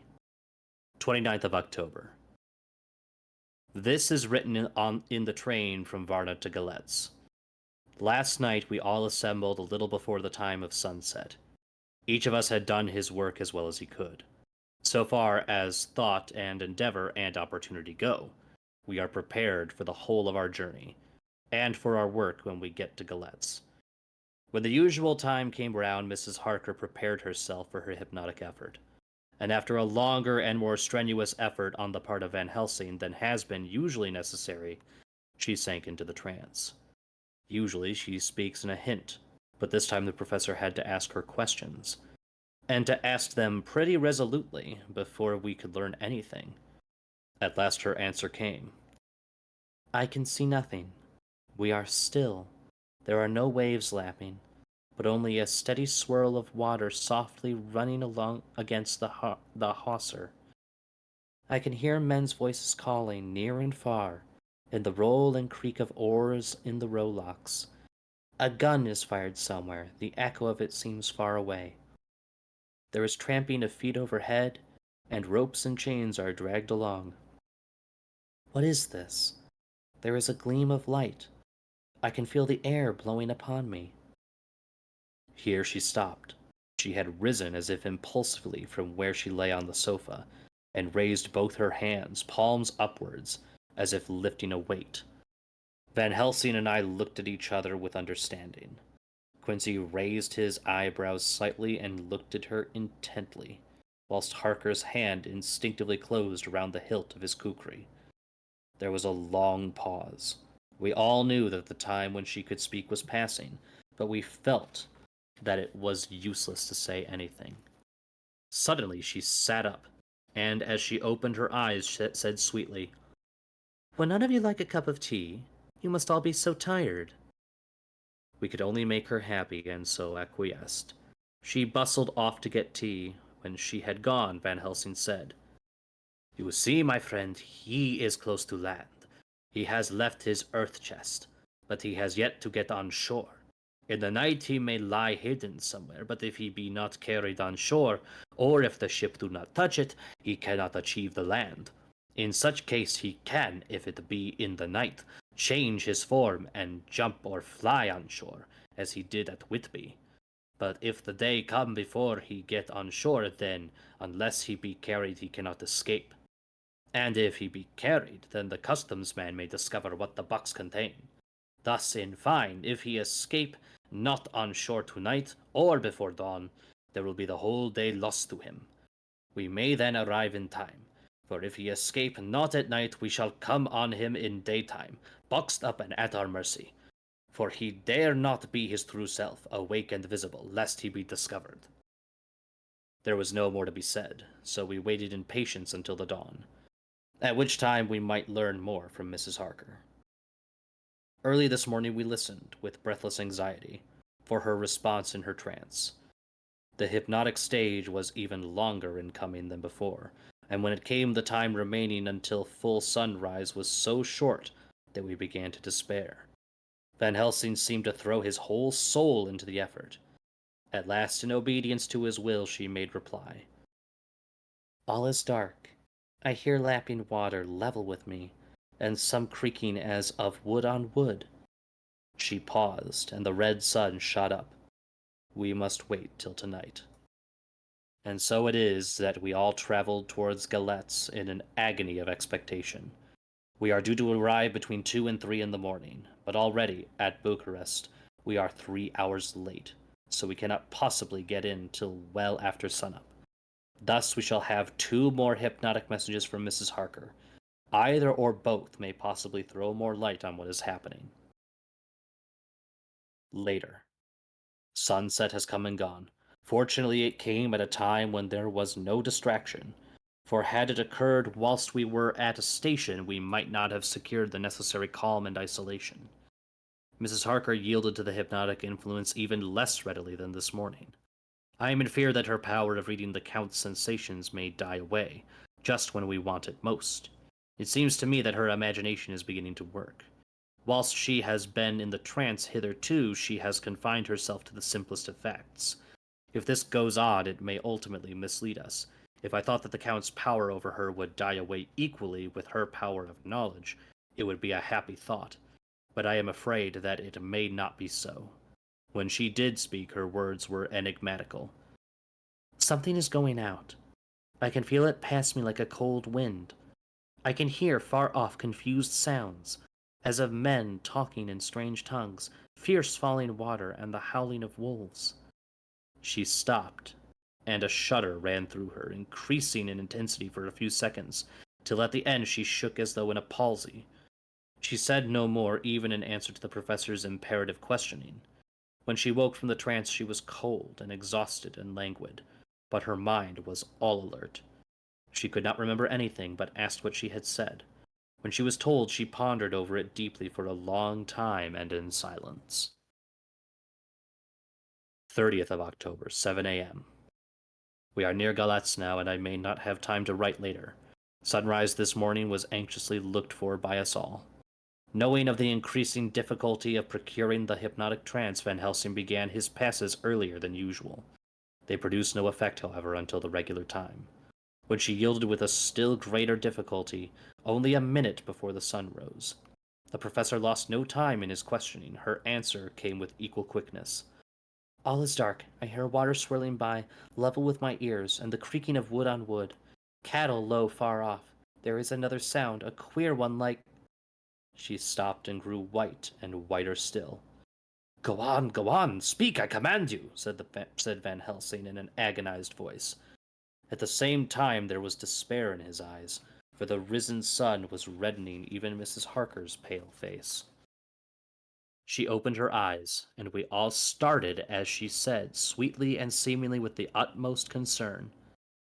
Oh, Professor, why ask me to do what you know I can't? I don't remember anything. Then, seeing the look of amazement on our faces, she said, turning from one to the other, What have I said? What have I done? I know nothing, only that I was lying here half asleep and I heard you say, Go on, speak, I command you. It seems so funny to hear you order me about as if I were a bad child. Oh, Madam Mina, he said sadly, it is proof, if proof be needed, of how I love and honor you, when a word for you, your good, spoken in more earnest than ever, can seem so strange because it is to order her whom I am proud to obey. The whistles are sounding. We are nearing Galatz. We are on fire with anxiety and eagerness. Mina Harker's Journal, 30th October. Mr. Morris took me to the hotel where our rooms have been ordered by telegraph. He being the one who could best be spared, since he does not speak any foreign language, the forces were distributed much as they had been at Varna, except that the Lord Godalming went to the vice consul, as his rank might serve as an immediate guarantee of some sort to the official. We begin in extreme. We being in an extreme hurry, Jonathan and the two doctors went to the shipping agent to learn particulars of the arrival of the Serena Catherine. Later, Lord Godalming has returned, and the consul is away and the vice consul sick, so the routine work has been attended to by a clerk. He was very obliging and offered to do anything in his power.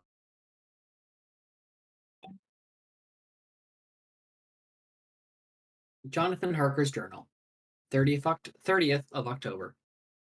At 9 o'clock, Dr. Van Helsing, Dr. Stewart, and I called on Messrs. Mackenzie and Steinkopf, the agents of the London firm of Hapgood. They had received a wire from London in answer to Lord Godalming's telegraphed request, asking us to show them any civility in their power. They were more than kind and courteous, and took us at once on board the Serena Catherine, which lay at anchor out in the river harbor. There we saw the captain, Donelson by name, who told us of his voyage. He said that in all his life he had never had so favorable a run. Man, he said, but it made us afeard, expect for we expected that we should have to pay for it with some rare piece of ill luck, so as to keep up the average. It's so this is so hard to read. You okay there? Yeah. Yes, your first experience of a phonetically transcribed accent. It's not my first experience, it's just the one I struggle the most with. Alright.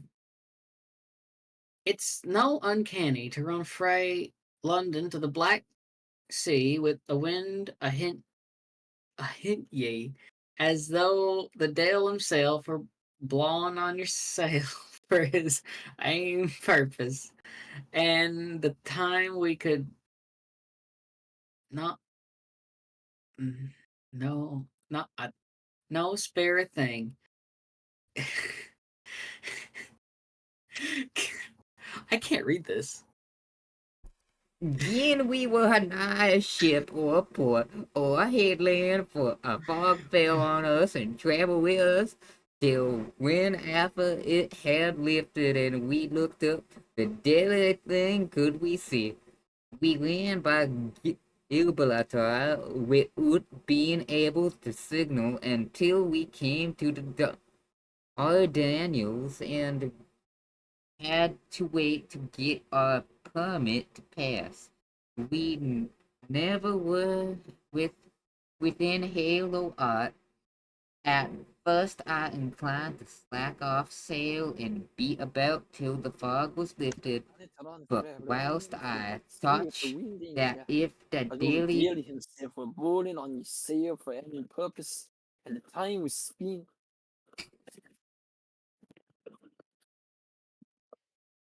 do you want to pick up the last module of this Oh, phonetic sure, bit? sure. Where do we leave No, off? no, Was- I just heard you speaking. Like, do you want Oh to yeah, take yeah, it? yeah.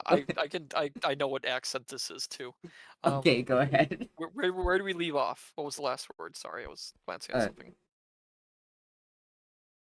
I think it was At first I inclined at to first I slack off inclined. sail. Yeah. Okay. At first I inclined to slack off sail and beat about till the fog was lifted, but whiles I thought that if the Dale was minded to get us into the Black Sea quick, he would like to do it whether we would or no. If we had a quick voyage, it would be no to our miscredit with the owners, or no hurt to our traffic, and the old man who had served his end purpose would be decently grateful to us for no hindering him. This mixture of simplicity and cunning, of superstition and commercial reasoning, aroused Van Helsing, who said, "Mine friend, that devil is more clever than he is thought by some, and he know when he has meet his match." The skipper was not displeased with the compliment and went on. You want me to do this part? Go ahead, If you would be Matsu. so Would it make it kind. would it make it easier? If you would be so kind. Okay. When we got past the Bosporus, the men began to grumble. So the Romanians came and asked me to heave overboard a big box which had been put on board by a queer-looking old man just before we had started for London.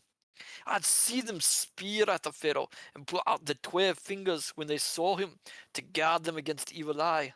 Man, but the superstition of foreigners is perfectly ridiculous. I'll send them about their business pretty quick. Excuse me. Where was I? But as just after a fog closed in on us, I felt a wee bit as they did, and I know something, though I wouldn't say it was again the big books.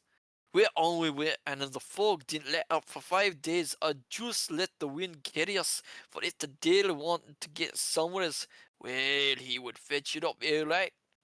And if he didn't, well, we'd keep a sharp lookout anyhow. Sure enough, we had a fair way and a deep water all the time. And 2 days ago, when the morning sun came through the fog, we found ourselves just in the river opposite Galatz. The Romanians were wild and wanted me right around to take out the box and fling it in the river. I had to argue with them about it with a handspike, and when a lot of them rose off the deck with his head in his hand, I convinced them that, evil eye or no evil eye, the property and the trust of my owners were better in my hands than in the river Danube. They had, mind ye, taken the box on the deck ready to fling in, and as it was marked Galetz Varna, I thought I'd let it last till we discharged in the port and get rid altogether. We didn't do much clearing that day, and had to remain the nook at anchor. But in the morning, bright and early, an hour before sunup, a man came aboard with an order written to him from England to receive a box marked for one Count Dracula. Sure enough, the matter was one ready to his hand. He had his papers and it, and glad I was to be rid of the damned thing, for I was beginning muscle to feel uneasy at it. If the day did any luggage aboard the ship, I'm thinking it was named Ezra than that same. What was the name of the man who took it? Asked Dr. Van Helsing with restrained eagerness. I'll be telling you quick, he answered. Oh, sorry, that's your line. You can read the paragraph. I can read it. Yeah. Give it telling you quick, he answered, and stepping down to his cabin, produced a receipt signed Immanuel Hildesheim. Bürgerstrasse. Oh, then the rest of it's just yours. Bergestrasse 16 was the address. We found out that this was all the captain knew, so with thanks, we came away. We found Hildesheim in his office, a Hebrew of rather the Adelphi theater type, with a nose like a sheep and a fez. His arguments were pointed with oh, oh, oh. his arguments were pointed with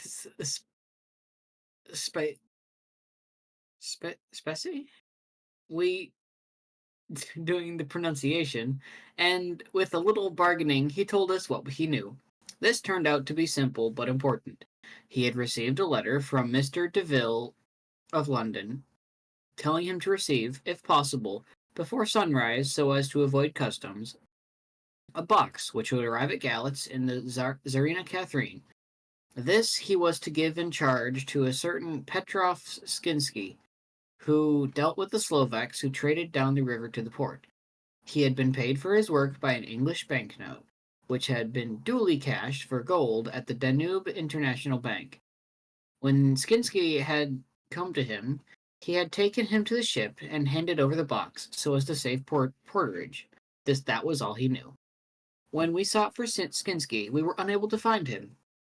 One of his neighbors, who did not seem to bear him any affection, said that he had gone away 2 days before, no one knew whither. This was corroborated by his landlord, who had received by messenger the key of the house together with the rent due in English money.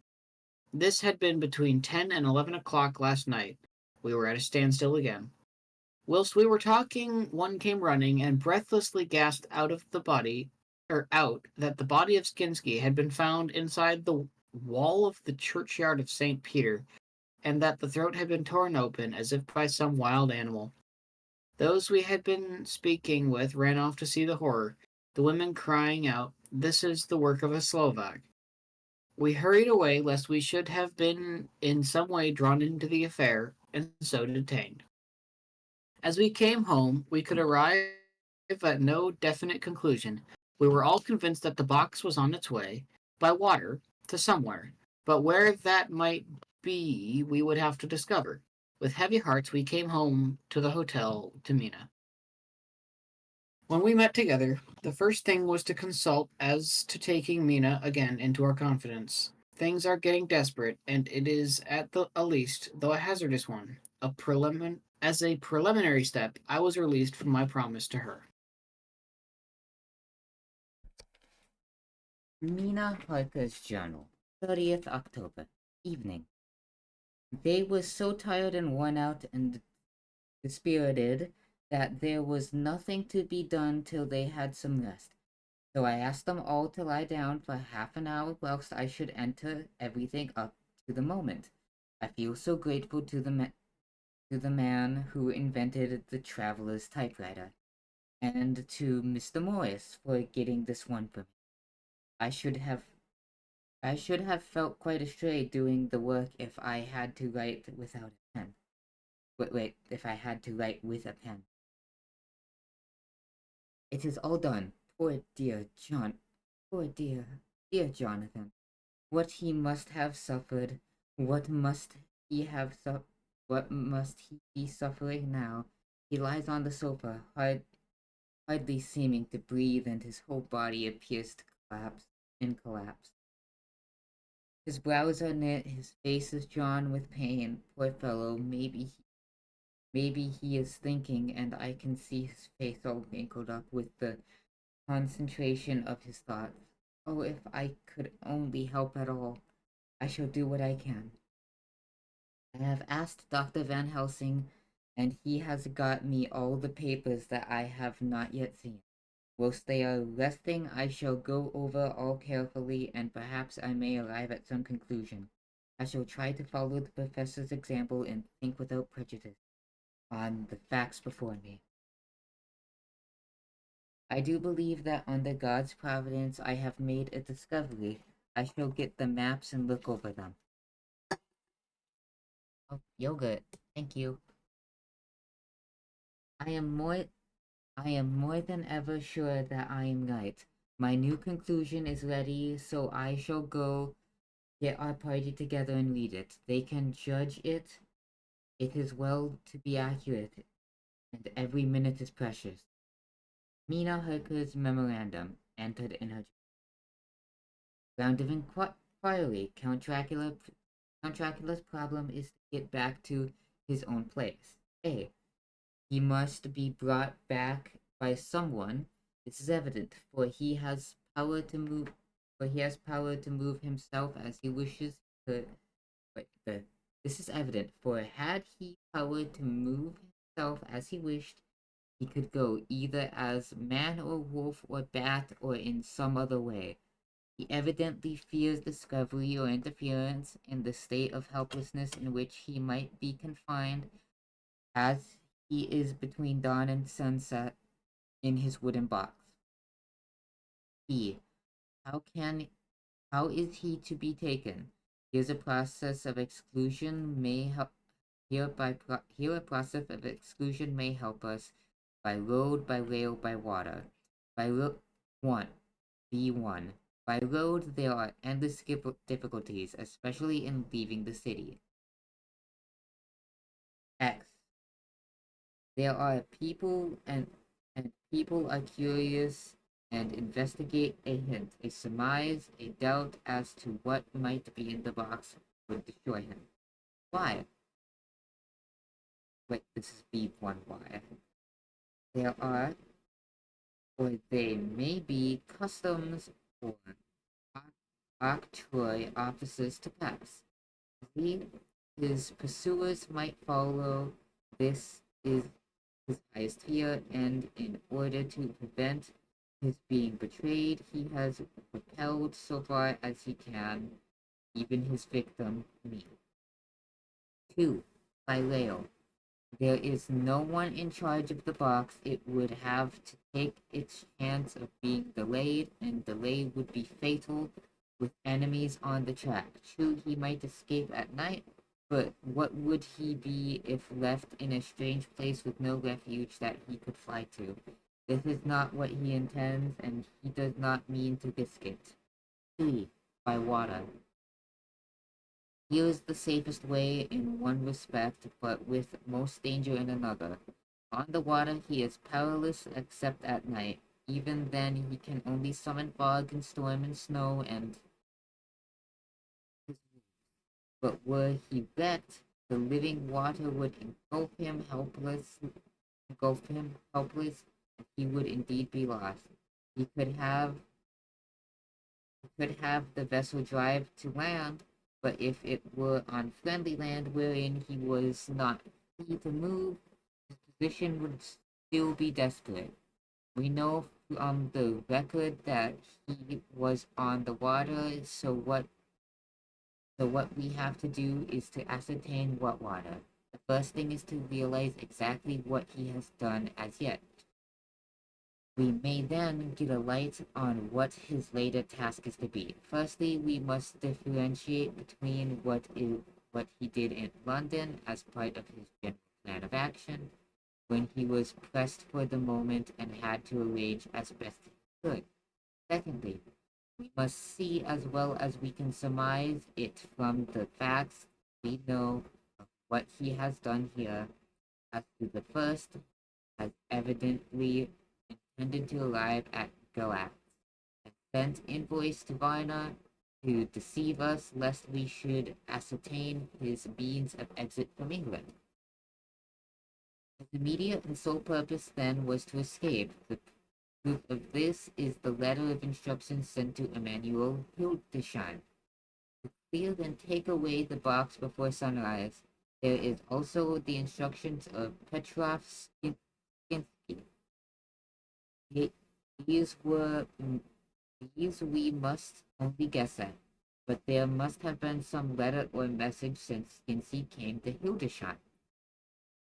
That so far his plans were successful. We know the Selina Kathleen made a phenomenally quick journey, so much so that Captain Dawson's suspicions were aroused, but his superstitions united with his canniness played the Count's game for him, and he ran with his favoring wind through fogs and all till he brought up blindfold at Galax. That the Count's arrangements were well made has been proven. Hildesheim cleared the box and took it off, gave it to Skinsky. Skinsky took it, and here we lose the trail. We only know that the box is somewhere on the water moving along. Customs and the octroi, if there be any, have been avoided. Now we come to what the Count must have done after his arrival on land at Galatz. The box was given to Skinsky before sunrise. At sunrise, the Count could appear in its own form. Here we ask why Skinsky was chosen at all to aid in the work. In my husband's diary, Skinsky is mentioned as dealing with the Slovaks who trade down the river port, and the man's remarks that the murder was the work of a Slovak showed the general feeling against his class. The Count wanted isolation.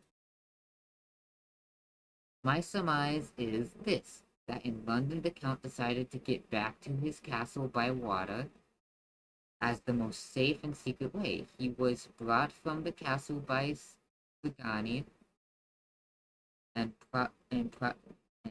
probably they delivered their cargo to Slovaks, who took the boxes to Varna. From there they were shipped for London, thus the Count had knowledge of the person who could arrange this service. When the box was on land, before sunrise or after sunset, he came out from his box, met Skinsky, and instructed him what to do as to arrange the carriage of the box up some river. When this was done, and he knew that all was in train, he blotted out his traces, and, as he thought, by murdering his agent. I have examined the map and find the river most suitable for the Slovaks to have ascended in either the Pruth or the Seret.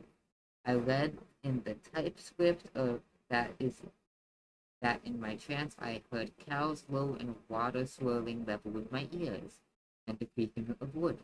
The Count in his box then was on a river in an open boat propelled probably either by oars or poles, where the banks are near it and it is working against stream. There would be no such sound if floating downstream. Of course, it may not be.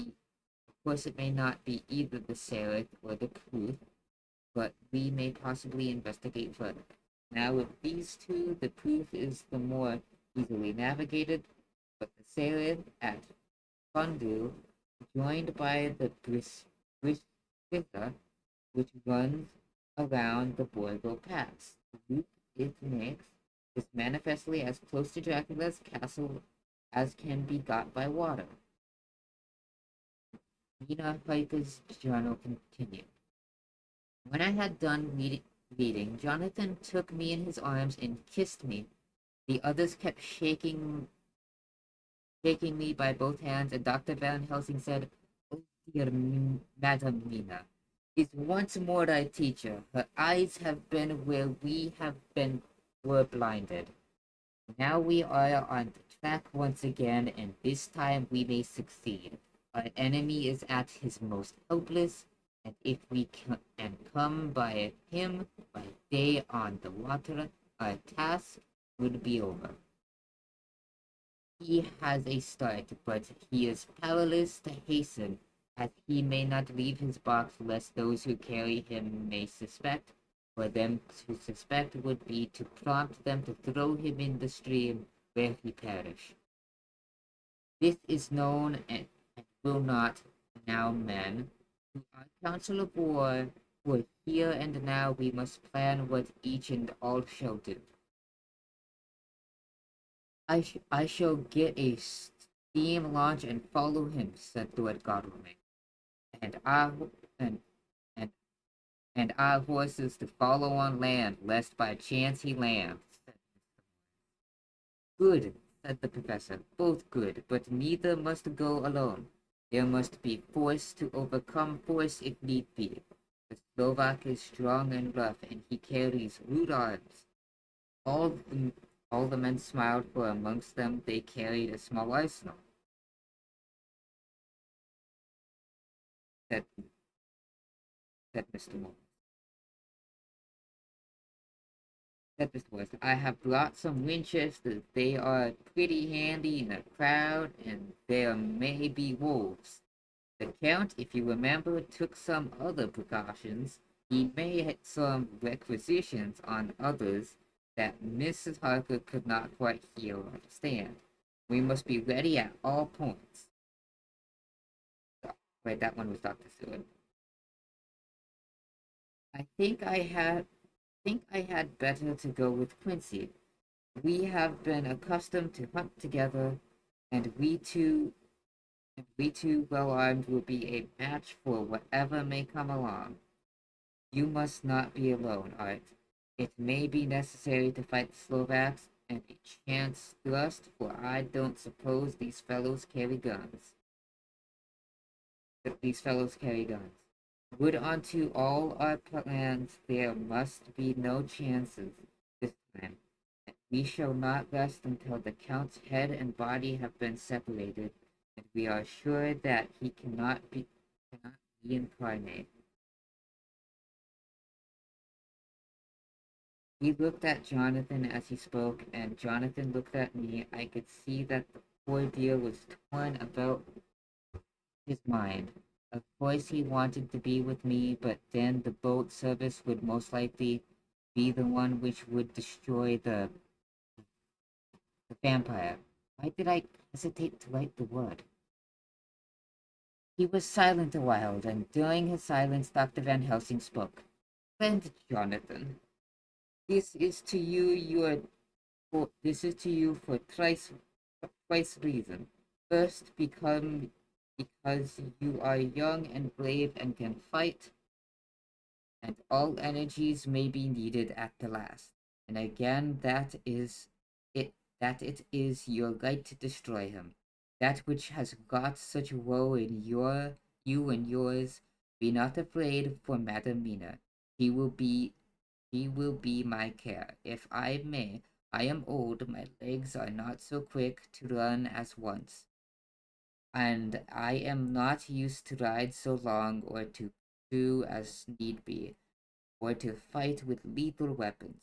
I can be of other service. I can fight another way, and I can die if needed, as well as younger men.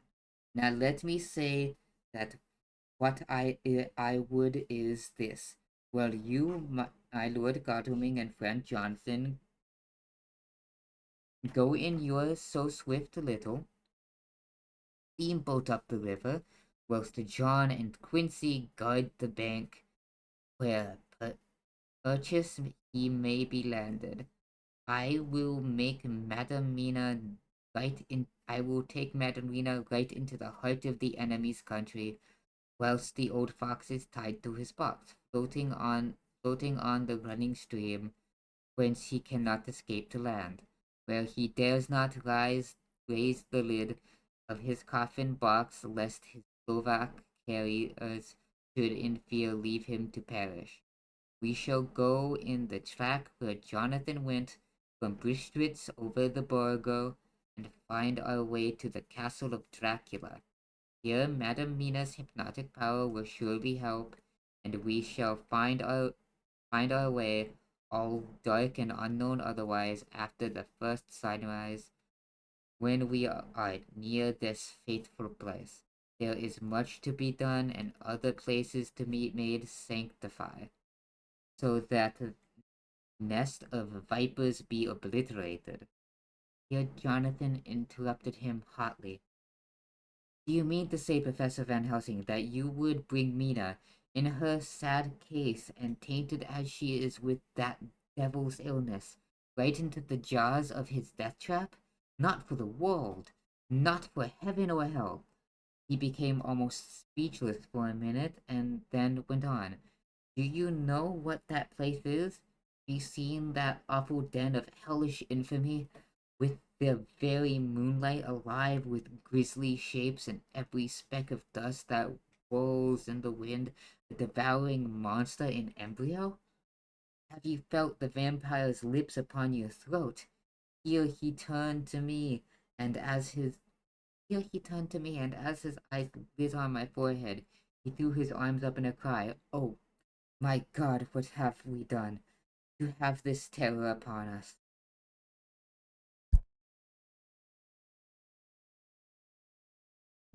I needed to clear my throat. And he sank down on the sofa in a collapse of misery. The professor's voice, as he spoke in clear, sweet tones, which seemed to vibrate in the air, calmed us all. Oh, my friend, it is because I would save Madam Mina from that awful place that I would go. God forbid that I should take her into that place. There is work, wild work to be done there, that her eyes may not see. We men here, all save Jonathan, have seen with our own eyes. That is to be done before that place can be purified. Remember that we are in terrible straits. If the Count escape us this time, and he is strong and subtle and cunning, he may choose to sleep him for a century, and then in time a dear one, he took my hand, would come to him to keep him company, and would be as those others that you, Jonathan, saw. You have told us of their gloating lips. You heard their ribald laugh as they clutched the moving bag that the Count threw to them. You shudder, and well may it be. Forgive me that I make you so much pain, but it is necessary. It is not a dire need for the which I am giving possibly my life. If it were that any one went into that place to stay, it is I who would have to go keep them company. Do as you will, Jonathan said with a sob that shook him all over. We are in the hands of later. Oh, it did me did me good to see that the way that these brave men worked. How can women help loving men when they are so earnest and so true and so brave? And too, it made me think of the wonderful power of money. I can try so hard not to giggle when it gets like this, because it's so telling of the time. What can it do not to do? What can it not do when it is properly applied? And what might it do when basely used?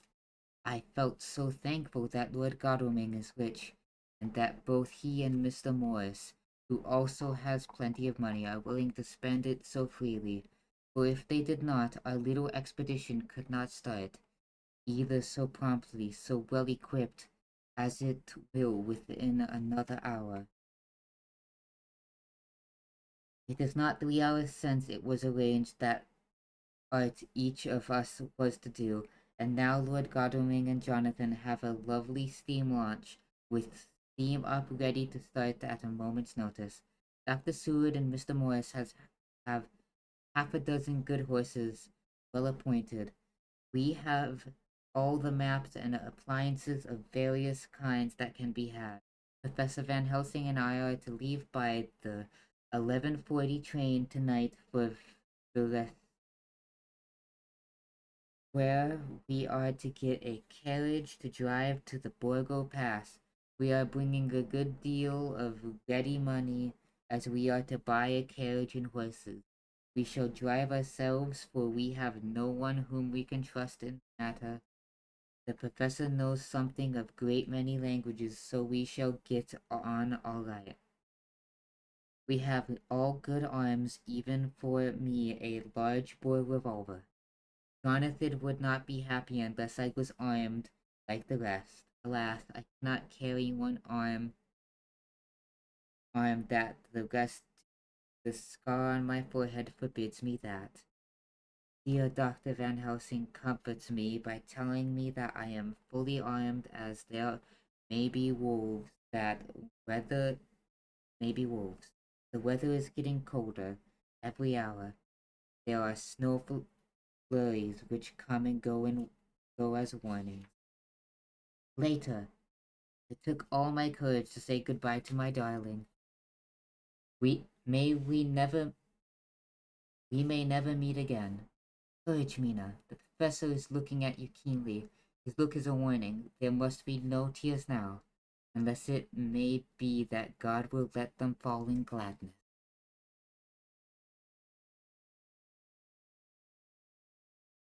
I need a hydrate. Where's the hydrate cream? Yeah, doing it myself. Everybody take a No! drink.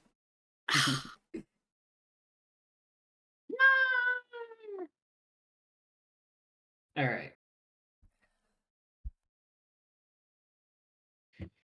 Jonathan Harker's Journal, October 30th, night. I am writing this in the light from the furnace door of the steam launch. Lord Godalming is firing up. He is an experienced hand at the work, as he has had for years a launch of his own on the Thames, and another on the Norfolk Road Broads. Regarding our plans, we finally decided that Mina's guess was correct, and that if any waterway was chosen for the Count's escape back to his castle, the Sereth, then the Bistritza, at its junction, would be the one. We took it that somewhere about the 47th degree north latitude would be the place chosen for the crossing the country between the river and the Carpathians. We have no fear in running at good speed up the river at night. There is plenty of water, and the banks are wide enough apart to make steaming, even in the dark, easy enough. Lord Godalming tells me to sleep for a while, as it is enough for the present for one to be on watch. But I cannot sleep. How can I, with the terrible danger hanging over my darling, and her going out into that awful place? My only comfort is that we are in the hands of God. Only for that faith it would be easier to die than to live, and so be quit of all the trouble. Mr. Morris and Dr. Seward were off on their long ride before we started. They are to keep up the right bank, far enough off to get on higher lands where they can see a good stretch of river and avoid the following of its curves. They have, for the first stages, 2 men to ride and lead their spare horses, 4 in all, so as not to excite curiosity. When they dismiss the men, which shall be shortly, They shall themselves look after the horses. It may be necessary for us to join forces. If so, they can mount our whole party. One of the saddles has a movable horn and can easily be adapted for Mina if required. It is a wild adventure we are on. Here, as we are rushing along through the darkness, with the cold from the river seeming to rise up and strike us, with all the mysterious voices of the night around us, it all comes home. We seem to be drifting into unknown places and unknown ways, into a whole world of dark and dreadful things. Godalming is shutting the furnace door.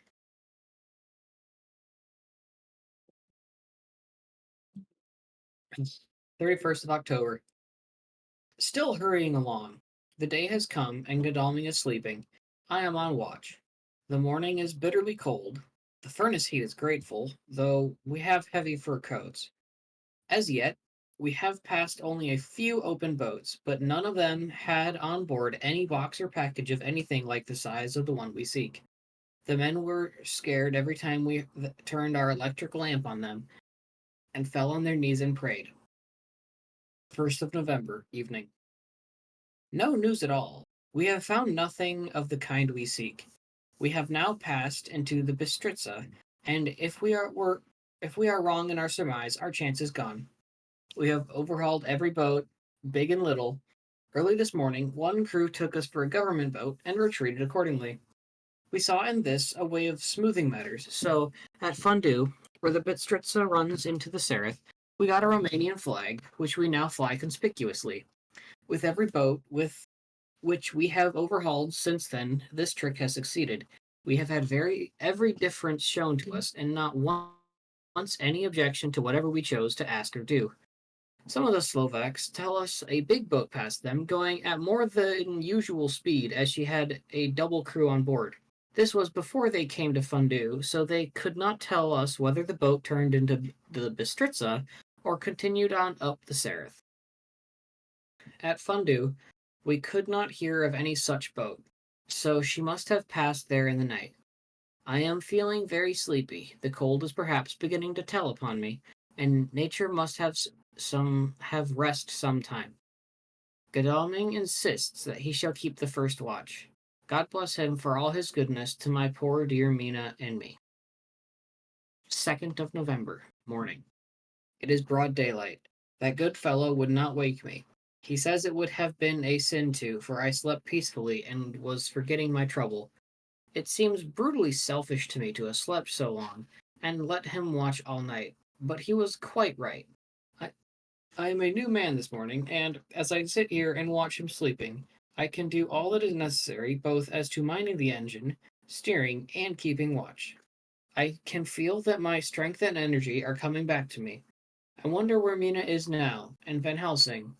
They should have got to Veresti about noon on Wednesday. It would take them some time to get the carriage and horses. So if they had started and traveled hard, they would be about now at the Borgo Pass. God guide and help them. I am afraid to think what may happen. If we could only go faster, but we cannot. The engines are throbbing and doing their utmost. I wonder how Dr. Seward and Mr. Morris are getting on.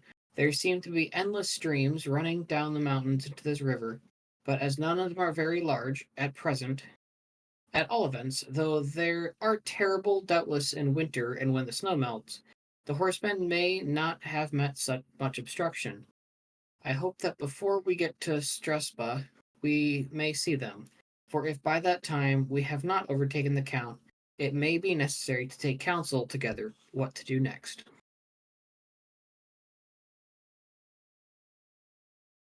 Dr. Seward's Diary, 2nd of November. 3 days on the road. No news and no time to write it if there have been, for every moment is precious. We have had only the rest needful for the horses, but we are both bearing it wonderfully. Those adventurous days of ours are turning up useful. We must push on. We shall never feel happy till we get the launch on sight again. In sight again. 3rd of November. We heard at Fundu that the launch had gone up the Bistritza. I wish it wasn't so cold. There are signs of snow coming, and if it falls heavy, it will stop us. In such case, we must get a sledge and go on, Russian fashion. 4th of November. Today we heard of the launch having been detained by an accident when trying to force a way up the rapids. The Slovak boat got up all right, but by aid of a rope and steering with knowledge. Some went up only a few hours before. Godalming is an amateur fitter himself, and evidently it was he who put the launch in trim again. Finally, they got up the rapids all right with local help, and are off on the chase afresh. I fear that the boat is not any better for the accident. The peasantry tell us that after she got up the smooth water again, she kept stopping every now and again so long as she was in sight. We must push on harder than ever. Our help may be wanted soon.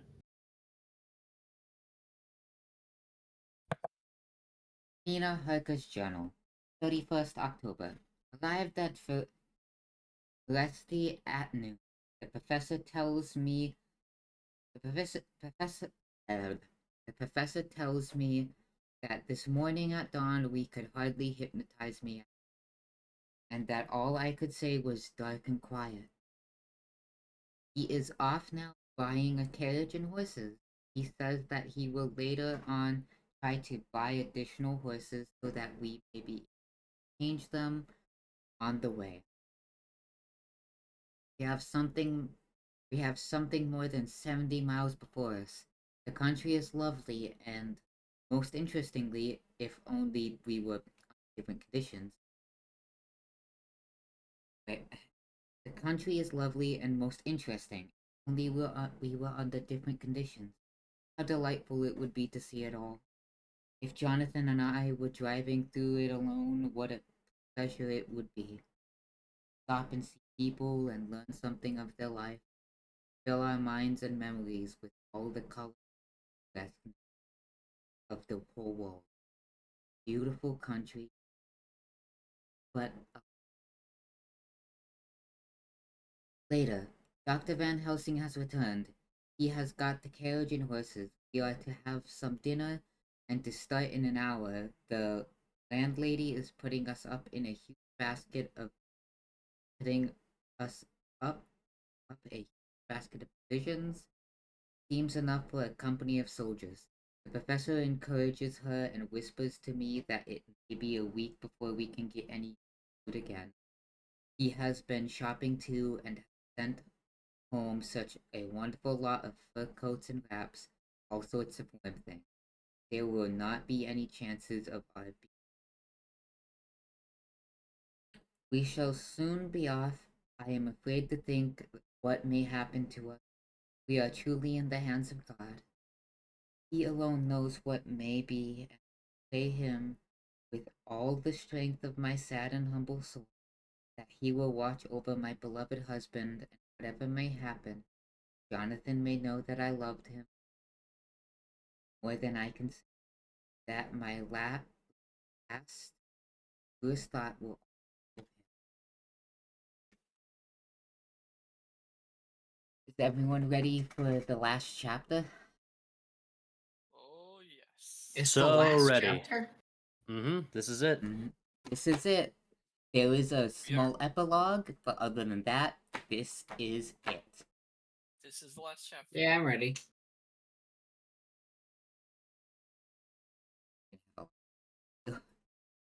Oh, you have a lot. I have a lot. Any last thoughts before we wrap it all up? Any last words? This is the worst summer vacation Chat ever. is When- also welcome to say any last thoughts of what they Alright. think. Of course, it's a was- terrible summer vacation, Matsu. It's yes. taking place in November. Drink water and stretch. Oh, it starts the 3rd of May. 5th of May. Wait, what did 8th. Matsu say? I said this is the worst summer vacation ever. But it's November. That's what I said. Counts. It started in May. It's Yeah. November now. So, yeah. That's a thing. So yeah, this is like this story takes place over 7 months.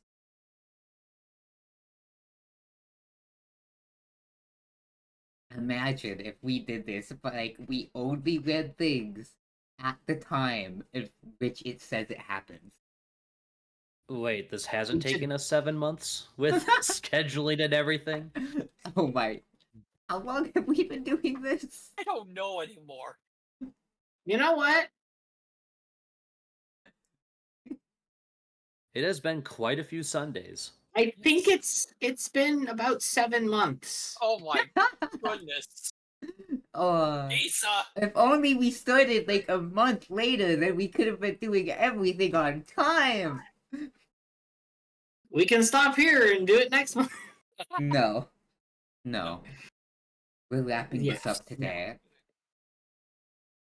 So, any objections, or should I just start us off and wrap it Do up? it. Take it away, Isa. Mina Hiker's Journal, 1st of November.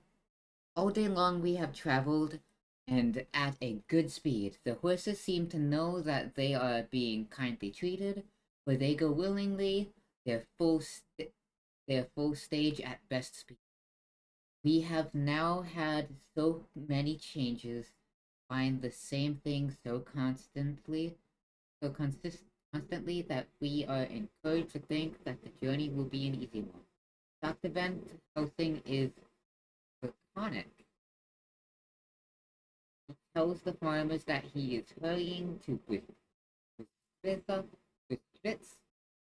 Bistritz, fumbling over my own tongue, and pays them well to make the exchange of horses. We get hot soup or coffee or tea, and we go off, and off we go.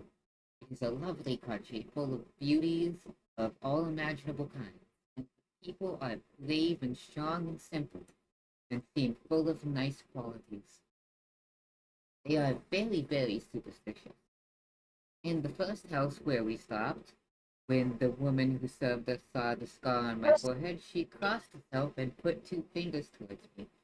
Keep off the evil eye. I believe they went to the trouble of putting an extra amount of garlic into our food, and I can't abide garlic. Ever since then, I have taken care not to take off my hat or veil, and so have escaped their superstitions. We are traveling fast, and as we have no driver with us to carry tales, we go ahead of scandal, but I dare say that fear of the evil eye will follow hard behind us all the way. The professor seems tireless. All day he would not take any rest, though he made me sleep for a long spell. At sunset time, at sunset time, he hypnotized me, and he says that I answered the usual darkness, lapping water and creaking wood.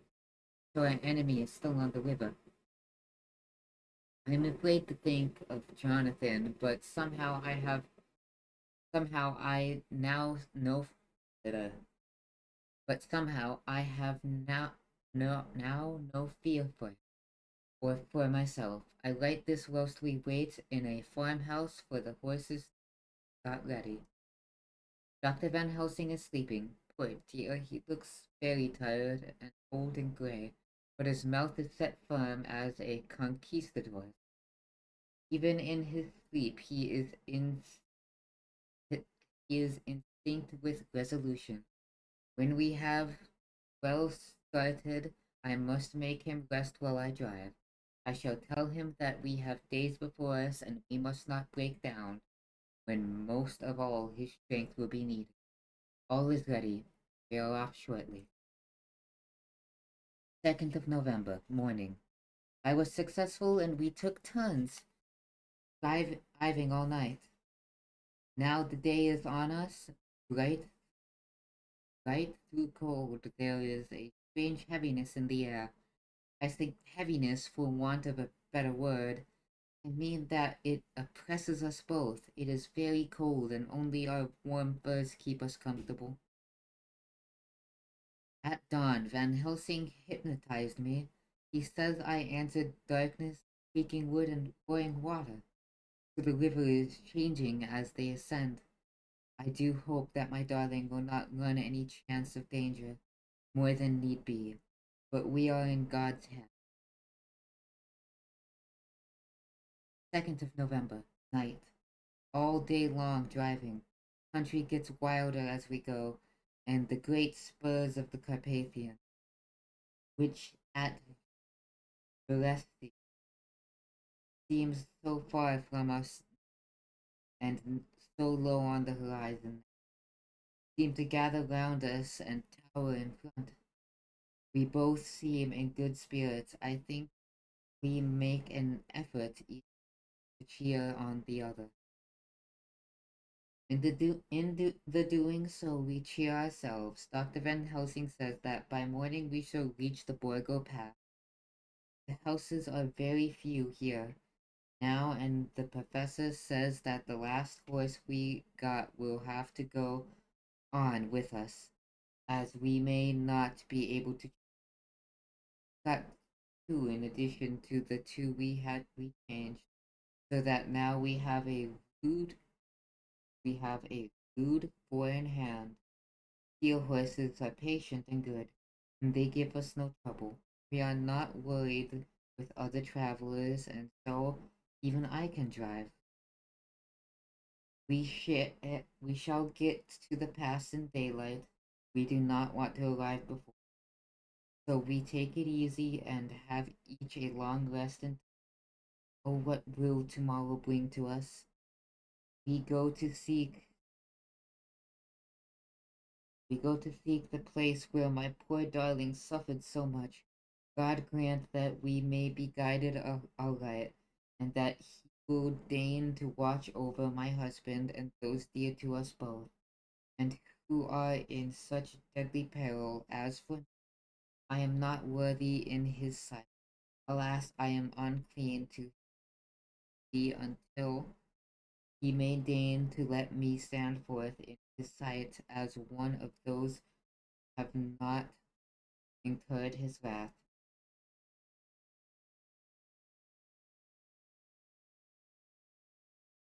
Memorandum by Abraham Van Helsing, November 4th.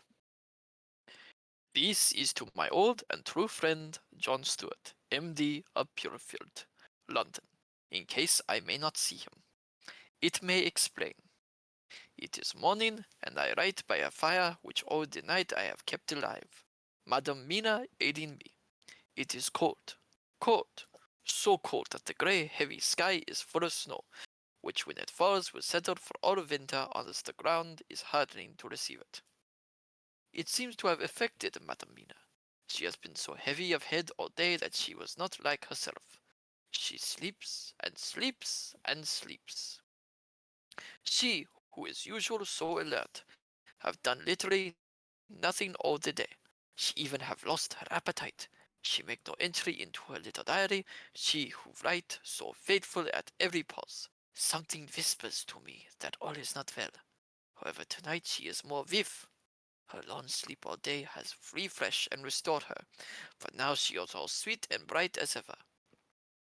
At sunset I tried to hypnotize her, but alas, with no effect. The power has grown less and less with each day, and tonight it failed me altogether. Well, God's will be done, whatever it may be, and whithersoever it may lead. Now to the historical, for as Madam Mina write, not in her stenography, I must in my cumbersome old fashion, that so each day of us may not go unrecorded. We got to the Borgo Pass just after sunrise yesterday morning. When I saw the sign of the dawn, I got ready for the hypnotism. We stopped our carriage and got down so that there might be no disturbance. I made a couch with furs, and Madam Mina, lying down, yielded herself as usual, but more slow and more about time than ever to the hypnotic sleep. As before came the answer, darkness and the swirling of water. Then she woke bright and radiant, and we go on our way, and soon reach the pass. At this time and place she become all on fire with zeal. Some new guiding power be in her manifest, for she point to a road and say, This is the way. How know you it? I ask. Of course I know it, she answered, and with a pause add, have not my Jonathan travelled it, and wrote of his travel? Excuse me. At first I think something somewhat strange, but soon I see there be only one such by-road. It used but little, and very different from the coach road from the Bukovina to Bistrovitz, which is more wide and hard and more of use. So we came down this road. When we meet other ways, not always were we sure that there were roads at all, for there they be neglect, and light snow have fallen. The horses know, and they only. I give rein to them, and they go on so patient. By and by, we find all the things which Jonathan have noted in that wonderful diary of him. Then we go on for 4 long hours and hours. At the first I tell Madam Mina to sleep. She try, and she succeed. She sleep all the time, till at last I feel myself to suspicious grow, and attempt to wake her. But she sleep on, and I may not wake her, though I try. Not wish to try too hard, lest I harm her, for I know that she have suffered much, and sleep at times be all in all to her. I think I draws myself, but all of a sudden I feel guilt, as though I have done something. I find myself bolt up, with the reins in my hands, and the good horses go along jog jog, just as ever. I look down and find Madam Mina still asleep. It is now not far off sunset time, and over the snow the light of the sun flow in big yellow flood, so that we throw great long shadow on where the mountain lies so steep. For we are going up, and all is oh so wild and rocky, as though it were the end of the world. Pardon me, I need to get a drink of water.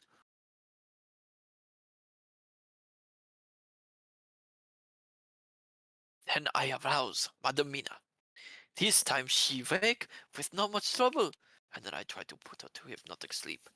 But she sleep not, being as though I were not. Still I try and try, till all at once I find her and myself in dark. So I look round, and find that the sun has gone down. Madam Mina laugh, and I turn and look at her. She is now quite awake, and looks so well I never saw her since that night at Carfax when we first entered the Count's house.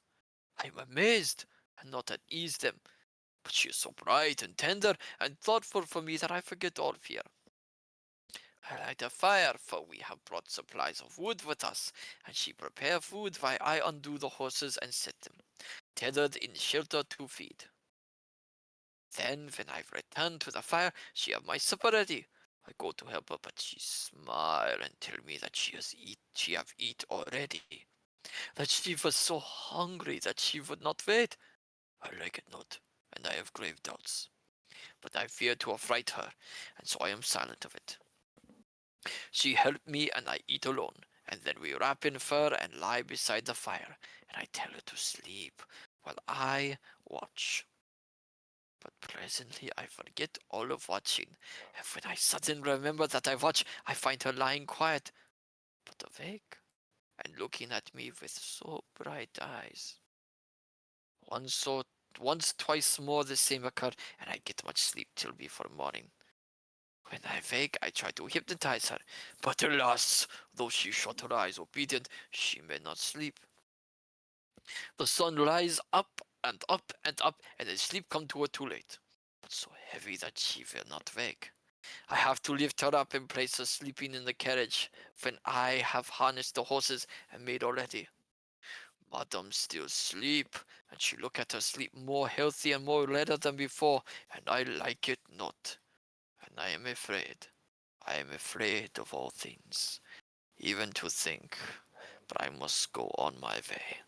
The stake we play for is life and death, and more than these, and we must not flinch. Another drink. Really have to hydrate when it comes to these accents.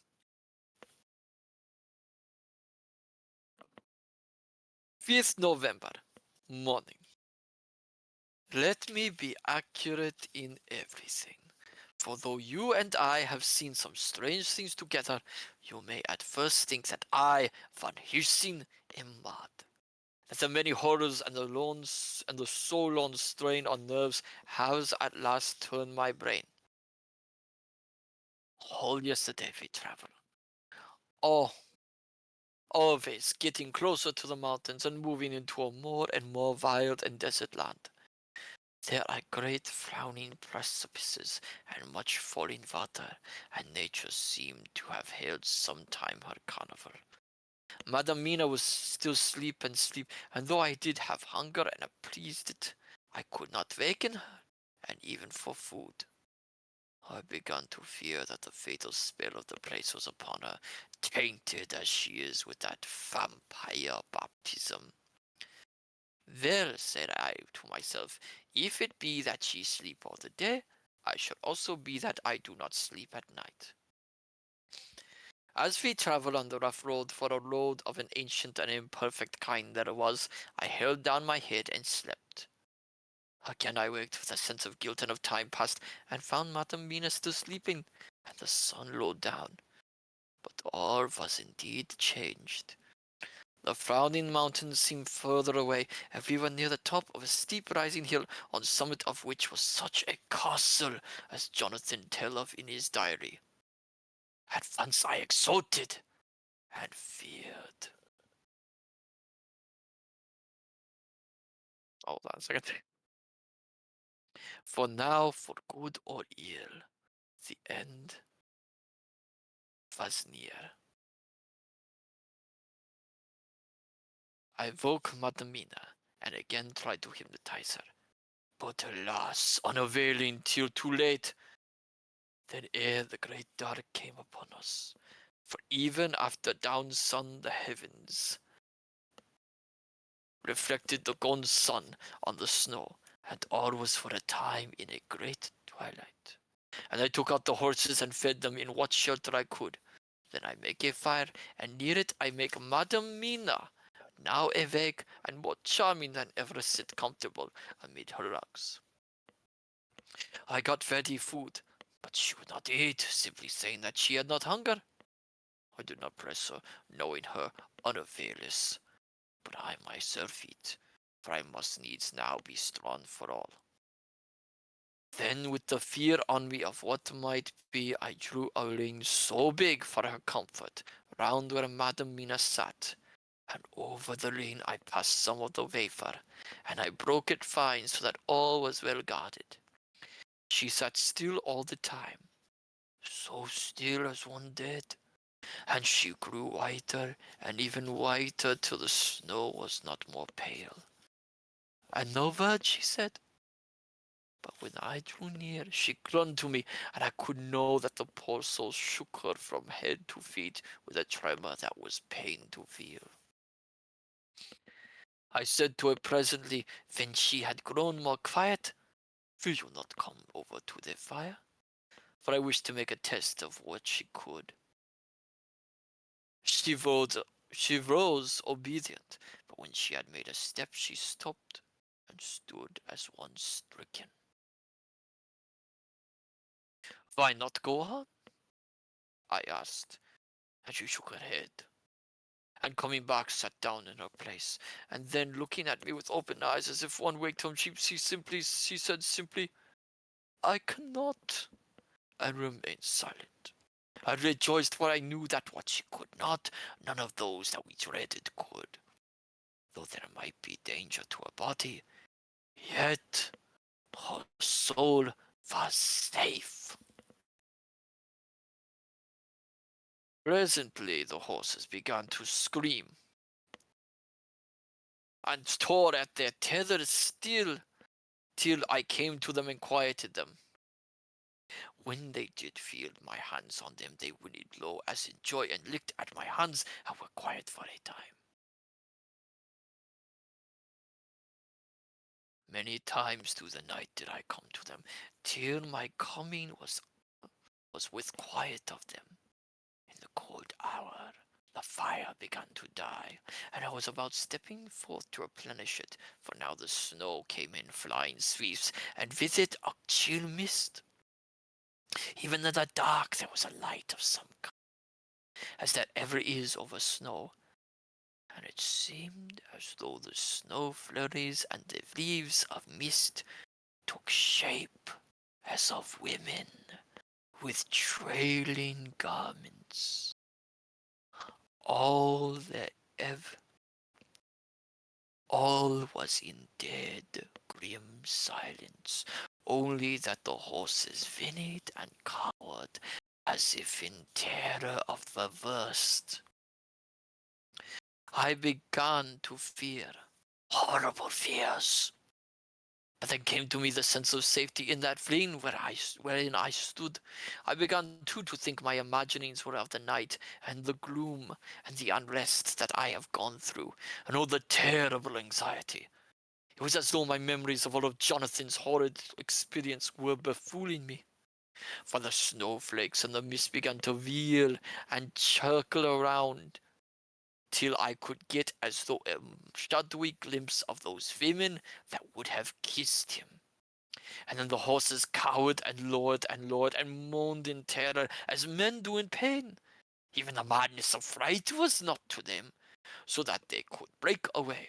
I feared for my dear Madam Mina when these weird figures drew near and circled round. I looked at her, but she sat calm and smiled at me.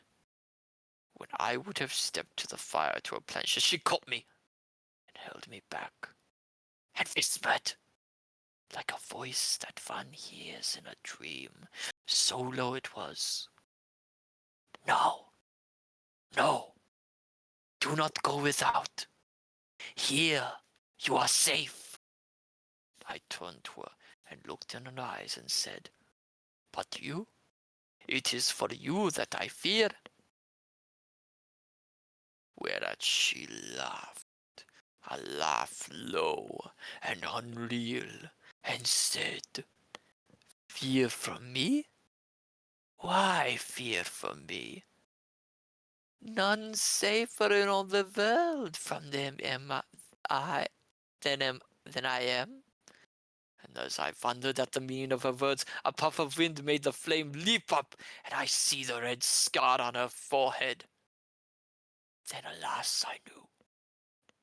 Did I not? I would soon have learned, for the wheeling figures of mist and snow came closer, but keeping ever without the holy circle. Then they began to materialize till, oh, if God have not taken away my reason, for I saw it through my eyes. There were before me in actual flesh the same 3 women that Jonathan saw in the room when they would have kissed his throat. I knew the swaying round forms, the bright hard eyes, the white teeth, the ruddy color, the voluptuous lips. They smiled ever at poor dear Madamina, and as their laugh came through the silence of the night, they twined their arms and pointed at her to her, and said in those so sweet tingling tones that Jonathan said were of the intolerable sweetness of the water glasses, "Come, sister, come to us, come." In fear I turned to my poor Madamina, and my heart with gladness leapt like flame. For oh, the terror in her sweet eyes, the repulsion, the horror told a story to my heart that was all of hope. God be thanked she was not yet of them. I seized some of the firewood by which was by me, and holding out some of the wafer, advanced on them towards the fire. They drew back before me, and laughed their low, horrid laugh. I fed the fire, and feared them not, for I knew that we were safe within the ring, which she could not leave no more than they could enter. The horses had ceased to moan, and lay still on the ground. The snow fell on them softly, and they grew whiter. I knew that there was for the poor beasts no more of terror. And so we remained till the red of the dawn began to fall through the snow gloom. I was desolate and afraid, and full of woe and terror.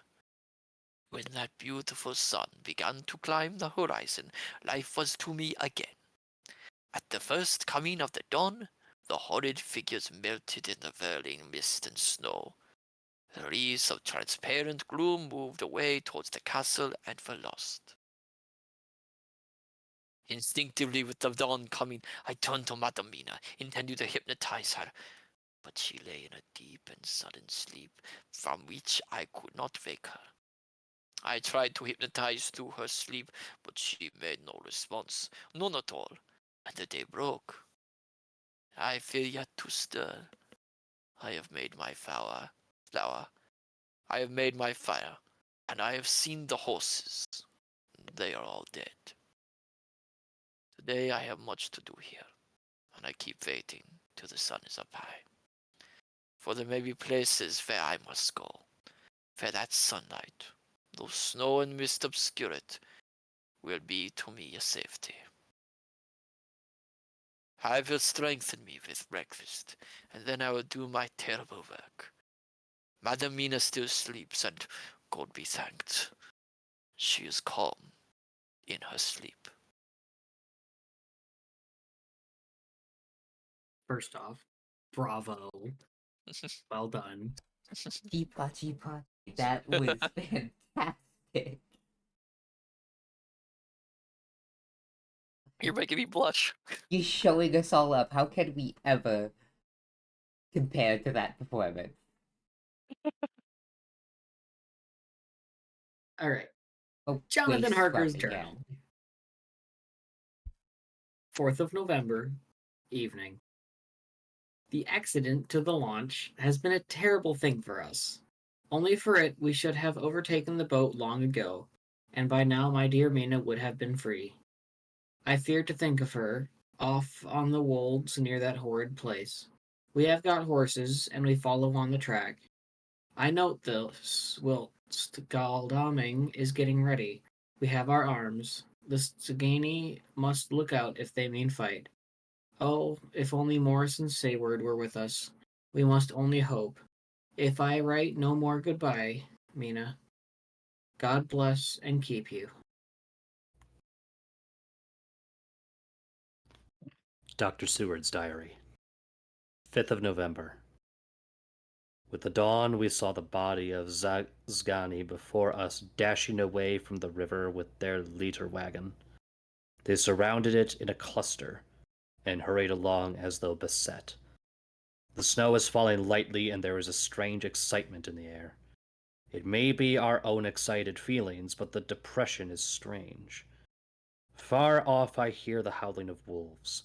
The snow brings them down from the mountains, and there are dangers to all of us, and from all sides. The horses are nearly ready, and we are soon off. We ride to death of someone. God alone knows who, or where, or what, or when, or how it may be. Dr. Van Helsing's memorandum. 5th of November, afternoon. I am at last sane. Thank God for that mercy on all events, though the proving it has been dreadful. When I left Madam Mina sleeping within the holy circle, I took my way to the castle. The blacksmith hammer which I took in the carriage from Versti was useful. Though the doors were all open, I broke them off the rusty hinges, lest some ill intent or ill chance should close them, so that being entered I might not get out. Jonathan's bitter experience served me here.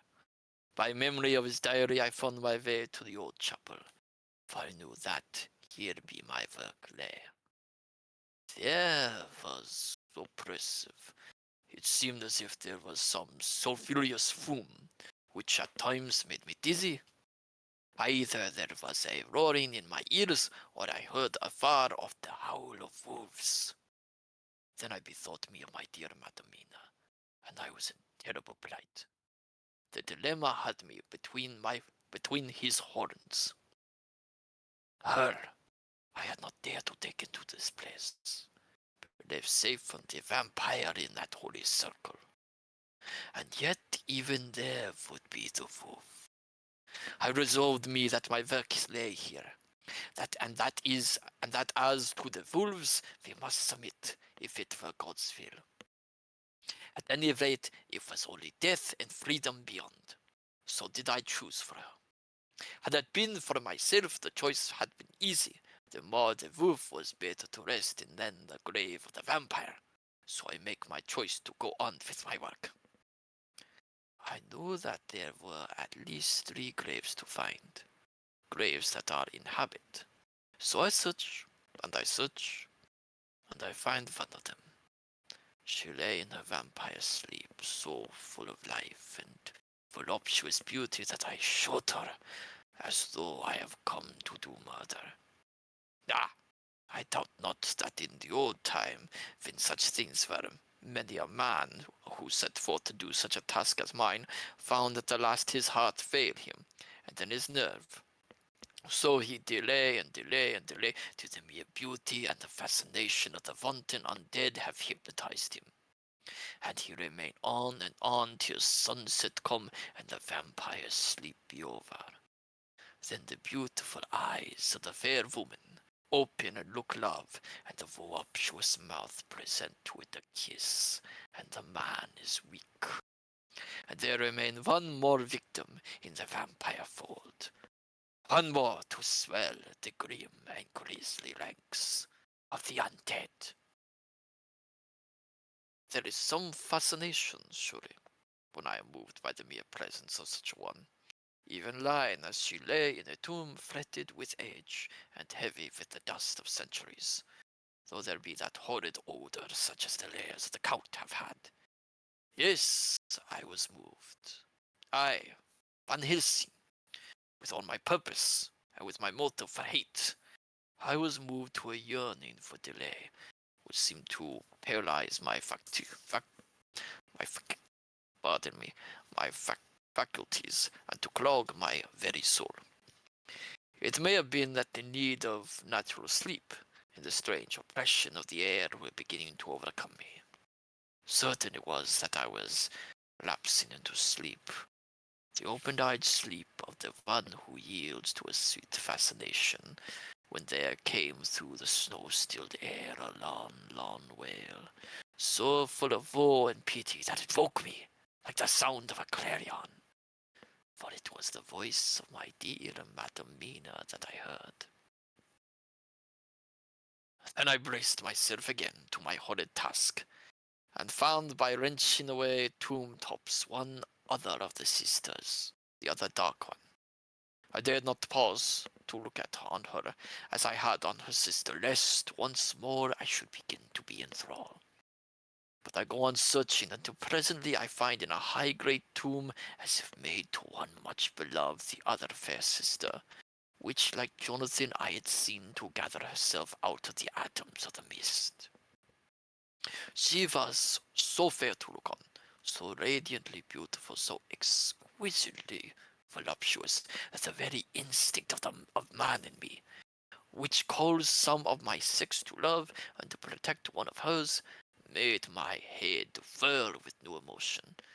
But God be thanked that so veil of my dear Madam Mina had not died out of my ears, and before the spell could be wrought further upon me, I had nerved myself to my vile work.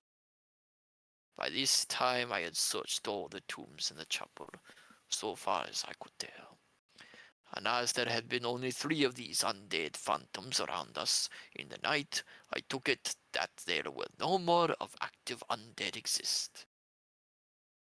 There was one great tomb more loudlier than all the rest. Huge it was, and nobly proportioned. On it was but one word. Dracula. This then was the undead home, the king vampire, to whom so many more were due. Its emptiness spoke eloquent to make certain what I knew. Before I began to restore these women to their dead selves through my awful work, I laid in Dracula's tomb some of the wafer, and so banished him from it, undead, forever. Then I began my terrible task, and I dreaded it. Had it been but one, it had been easy, comparative.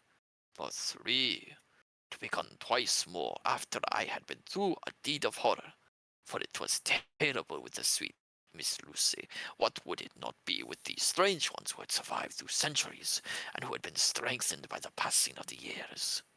Who would, if they could, have fought for their foul lives? Oh, my friend John, but it was butcher work. Had I not been nerved by thoughts of other dead, and of the living over whom hung such a pall of fear, I could not have gone on. I tremble, and tremble even yet. Through till all was over, God be thanked, my nerve did stand. Had I not seen the repose in the first place, and the gladness that stole over it just ere the final dissolution came, as realization that the soul had been won, I could not have gone further with my butchery.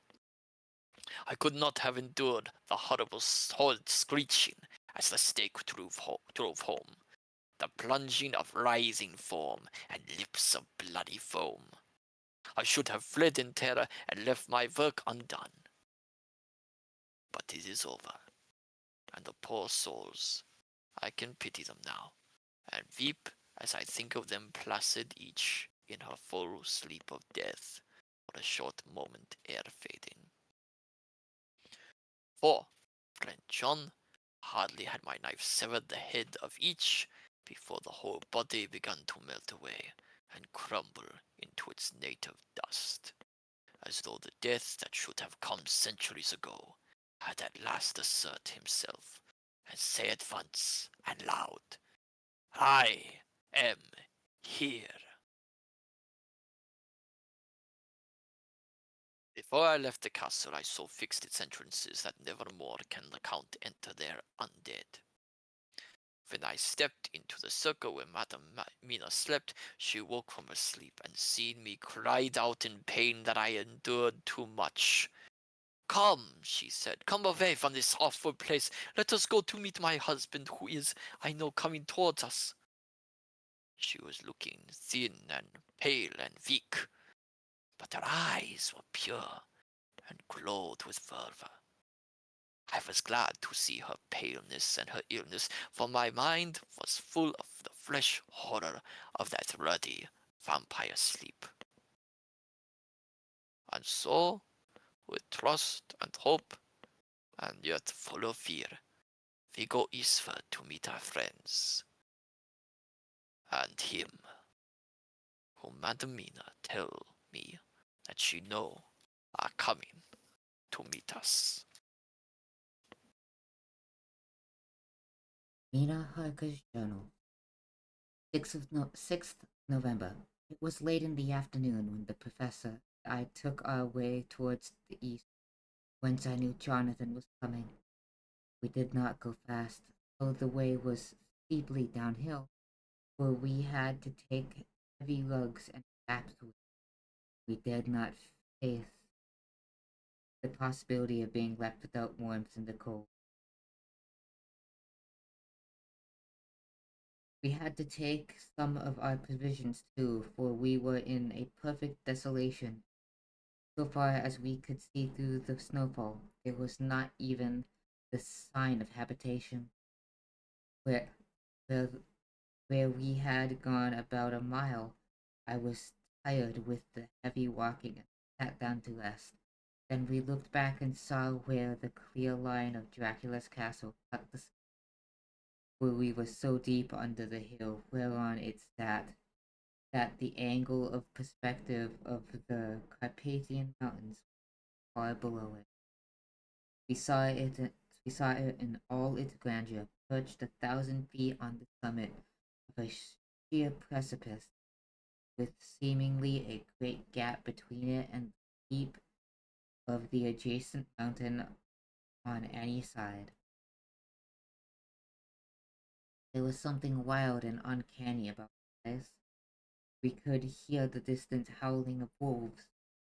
They were far off, but the sound even they were far off, but the sound, even though coming muffled through the deadening snowfall, was full of terror. I knew from the way Dr. Van Helsing was searching about that he was trying to seek some strategic point where we would be less exposed in case of attack. The rough roadway still led downward. We could trace it through the drifted snow. In a little while, the professor signaled to me, so I got up and joined him. He had found a wonderful spot, a sort of natural hollow in rock, with an entrance like a doorway between two boulders. He took me by the hand and drew me in. See? He said, here you will be in shelter. Wolves do come, I eat them one out by one. He brought in our furs and made a snug nest.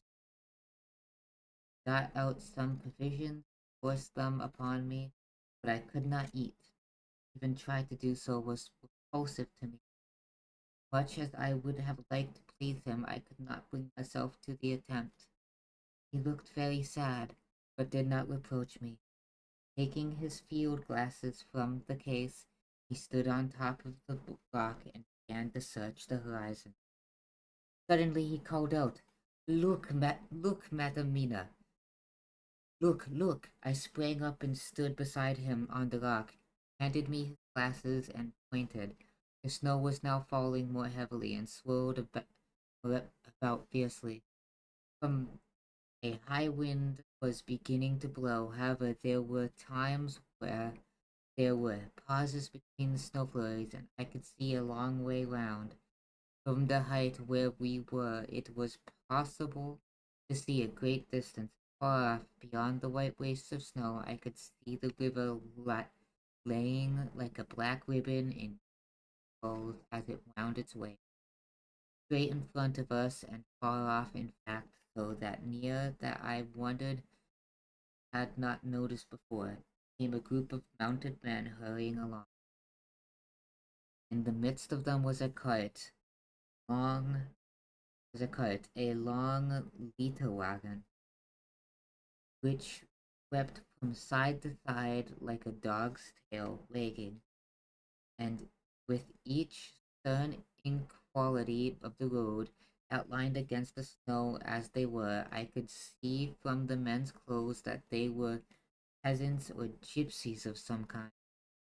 On the cart was a great square chest. My heart leapt as I saw it, for I felt that the end was coming.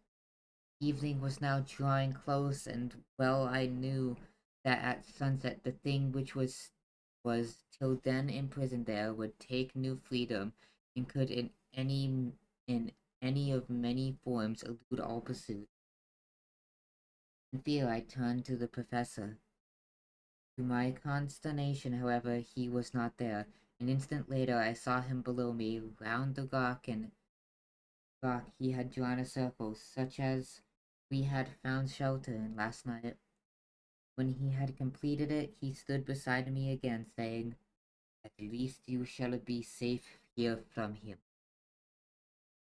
He took the glasses from me, and at the next lull of the swept the whole space below us.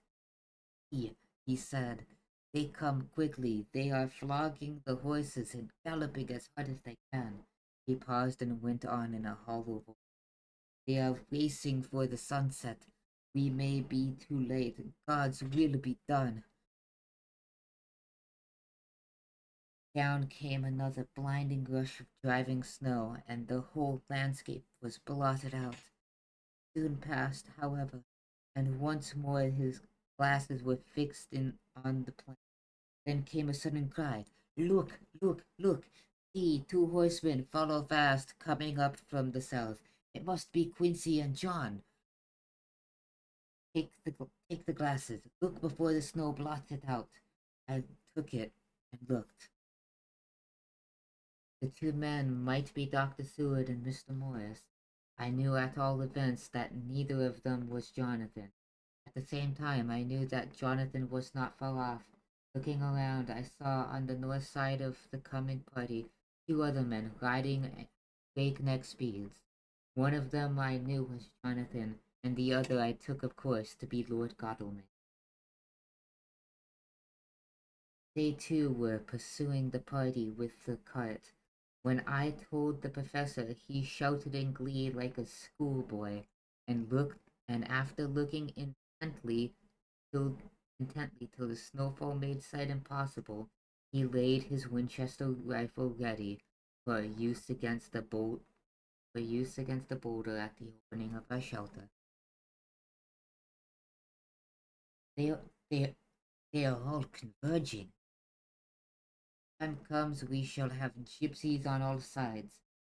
I got out my revolver, ready to hand, for whilst we were speaking, the howling of wolves came louder and closer.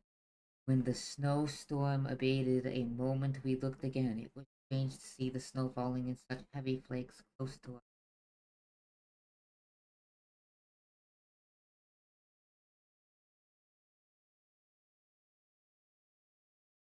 I don't know why the throat gets so dry when reading, not when just talking casually. And beyond when the, when the, when the snowstorm abated, a moment we looked again. It was strange to see the snow falling in such heavy flakes close to us, and beyond the sun shining more and more brightly as it sank down towards the far mountain tops. Sweeping the glass all around us, I could see here and there dots moving singly, singly and in twos and threes and larger numbers. The wolves were gathering for their prey. Every instant seemed an age whilst we waited. The wind came now in fierce bursts, and the snow was driven with fury as it swept upon us in circling eddies. At times we could not see an arm's length before us, but at others, as the hollow sounding wind swept by us, it seemed to clear the airspace around us so that we could see far off. We had of late been so accustomed to watch for sunrise and sunset that we knew with fair accuracy when it would be, and we knew that before long the sun would set. It was hard to believe that by our watches it was less than an hour that we waited in the rocky shelter before the various bodies began to converge. The wind came now with fiercer and more bitter sweeps and more steadily from the north. It seemingly had driven the snow clouds from us, for with only occasional bursts the snow fell. We could distinguish clearly the individuals of each party, the pursued and the pursuers. Strangely enough, those pursued did not seem to realize, or at least care, that they were pursued. They seemed, however, to hasten with redoubled speed as the sun dropped lower and lower on the mountain top. Closer and closer they drew. The professor and I crouched down behind the rocks and held our weapons ready.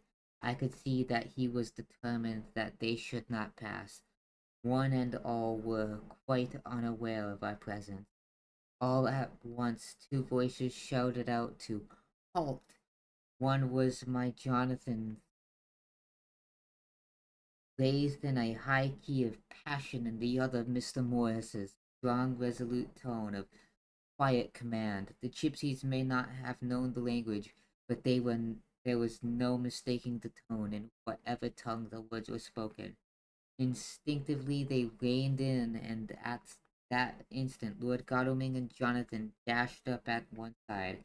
Dr. Seward and Mr. Morris were on the other. The leader of the gypsies, a splendid-looking fellow who sat on his horse like a centaur, waved them back and in a fierce voice gave to his companions some words to proceed. They lashed the horses, which sprang forward, but the four men raised their Winchester rifles and in an unmistakable way commanded them to stop. At the same moment, Dr. Van Helsing and I rose behind the rock and pointed our weapons at them. Seeing that they were surrounded, the men tightened the reins and drew up. The leader turned to them and gave a word at which every man of the gypsy party drew what weapon they carried, knife or pistol, and held himself in readiness to attack. Issue was joined in an instant. The leader was in a quick movement of his reins, threw his horses out in front, and was pointing first to the sun, out now close down on the hilltops, and then to the castle, said something which I did not understand. For answer, all four men of our party threw themselves at their horses, dashed towards the cart. I should have felt terrible fear at seeing Jonathan in such danger, but that the ardor of battle must have been upon me as well as the rest of them. I felt no fear, but only a wild, surging desire to do something. Seeing the quick movement of our parties, the leader of the gypsies gave a command. His men instantly formed around the cart in a sort of undisciplined and each one shouldering and pushing the other in his eagerness to carry out the order. In the midst of this, I could see that Jonathan on one side of the ring of men and Quincy on the other were forcing a way to the cart. It was evident that they were bent on finishing their task before the sun should. Nothing seemed to stop or even to hinder them, neither the leveled weapons nor the flashing of knives of the gypsies in front of them, nor the howling of the wolves behind appeared to even attract their attention. Jonathan's impetuosity and the manifest singleness of his purpose seemed to overawe those in front of him. Instinctively they cowered aside and let him pass. In an instant he had jumped upon the cart, and with a strength which seemed incredible, raised the great box and flung it over the wheel to the ground. In the meantime, Mr. Morris had to use force to pass through his side of the ring of Sagani. All of the time I had been breathlessly watching Jonathan. I had, with the tail of my eye, seen him pressing desperately forward, and I had seen the knives of the gypsies flash as he won a way through them, and they cut at him. He had parried with his great bowie knife, and at first I thought that he too had come through in safety, but as he sprang beside Jonathan, who had now jumped from the cart, I could see that his left hand he was clutching his side, and that blood was spurting through his fingers. He did not delay, notwithstanding this, for as Jonathan was with desperate energy attacked at one end of the chest, attempting to prise off the lid. With his great kukri knife, he attacked the other frantically with his bowie. Under the effort of both men, the lid began to yield. The nails drew, and with a quick screeching sound, and the top of the box was thrown back. By the time the gypsies, seeing themselves uncovered by the Winchesters, at the mercy of Lord Godalming and Dr. Seward, had given in and made no resistance, the sun was almost down on the mountain tops, and the shadow of the whole group fell upon the snow. I I saw the Count lying within the box upon the earth, some of which the brood falling from the cart had shattered over him. He was deathly pale, just like a waxen image, and the red eyes glared with the horrible vindictive look which I knew too well. As I looked, the eyes saw the sinking sun, and the look of hate in them turned to triumph. But on the instant, but on the instant came the sweep and flash of Jonathan's great knife. I shrieked as I saw it shear through the throat, whilst at the same moment Mr. Morris's bowie knife plunged into the heart. It was like a miracle, but before our very eyes, and almost in the drawing of a breath, the whole body crumbled into dust, passed from my sight. I shall be glad as long as I live that even in that moment of final dissolution, there was in the face a look of peace, such as I never could have imagined might have rested. The castle of Dracula now stood out against the red sky, and every stone of its broken battlements was articulated against the light of the setting sun. The gypsies, taking us as in some way the cause of the extraordinary disappearance of the dead man, turned without a word and rode away as if their as if their lives, as if for their lives. Yeah. Those who were unmounted jumped upon the leader wagon and shouted to the horsemen not to desert them. The wolves which had not withdrawn to us with It's probably misspelled love. it's misspelled in my book. Yep.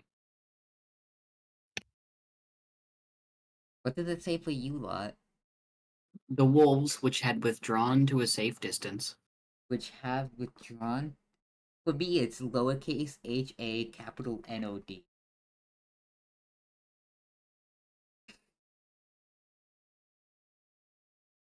Have now withdrawn to a safe distance, followed in their wake, leaving us alone. Mr. Morris, who had sunk to the ground, leaned on his elbow, holding his hand pressed to his side. The blood still gushed through his fingers. I flew to him, for the holy circle did now not keep me back. So did the two doctors. Jonathan knelt behind him, and the wounded man laid back, head on his shoulder. With a sigh, he took with a feeble effort my hand in that of his own, which was unstained. He must have seen the anguish in my heart in my face. He smiled at me and said, "I am only too happy." And oh God, he, oh God, he cried suddenly, juggling up to a sitting position and pointing to me. It was worth it for this to die. Look, look. The sun was now right down upon the mountain top, and the red gleam fell upon my face, so that it was bathed in rosy light. With one impulse, the men sank to their knees, and a deep and earnest amen broke from all their eyes, followed the pointing of his finger. The dying man spoke. Now God be thanked that all has not been in vain. See, the snow is not more stainless than her forehead.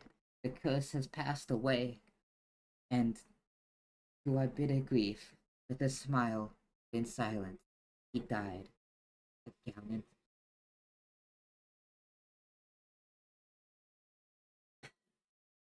Note: 7 years ago, we all went through the flames, and the happiness of some of us since then is, we think, well worth That's Jonathan the pain. Harker.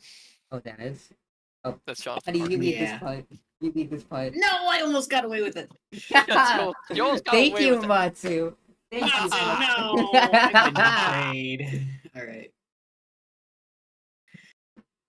No. 7 years ago, we all went through the flames, and the happiness of some of us since then is, we think, well, worth the pain we endured. It is an added joy to Mina and me that our boy's birthday is the same day as that on which Quincy Morris died. His mother holds, I know, the secret belief that some of our brave friend's spirit has passed into him. His bundle of names links all our little band of men together, but we call him Quincy. In the summer of this year, we made a journey to Transylvania and went over the old ground which was, and is, to us, so full of vivid and terrible memories. It was almost impossible to believe that the things which we had seen with our own eyes and heard with our own ears were living truths. Every trace of all that had been was blotted out. The castle stood as before, reared high above a waste of desolation. When we got home, we were talking of the old time, which we could all look back on without despair. For Godalming and Seward are both happily married. I took the papers from the safe where they had been ever since our return so long ago. We were struck with the fact that in all the mass of material of which the record is composed, there is hardly one authentic document, nothing but a mass of typewriting, except the later notebooks of Mina and Seward and myself, and Van Helsing's memorandum. We could hardly ask anyone, even if we did, even did we wish to accept these as proofs of so wild a story. Van Helsing summed it all up as he said, with our boy on his knee. We want no proofs. Do you want to read this, Matsu?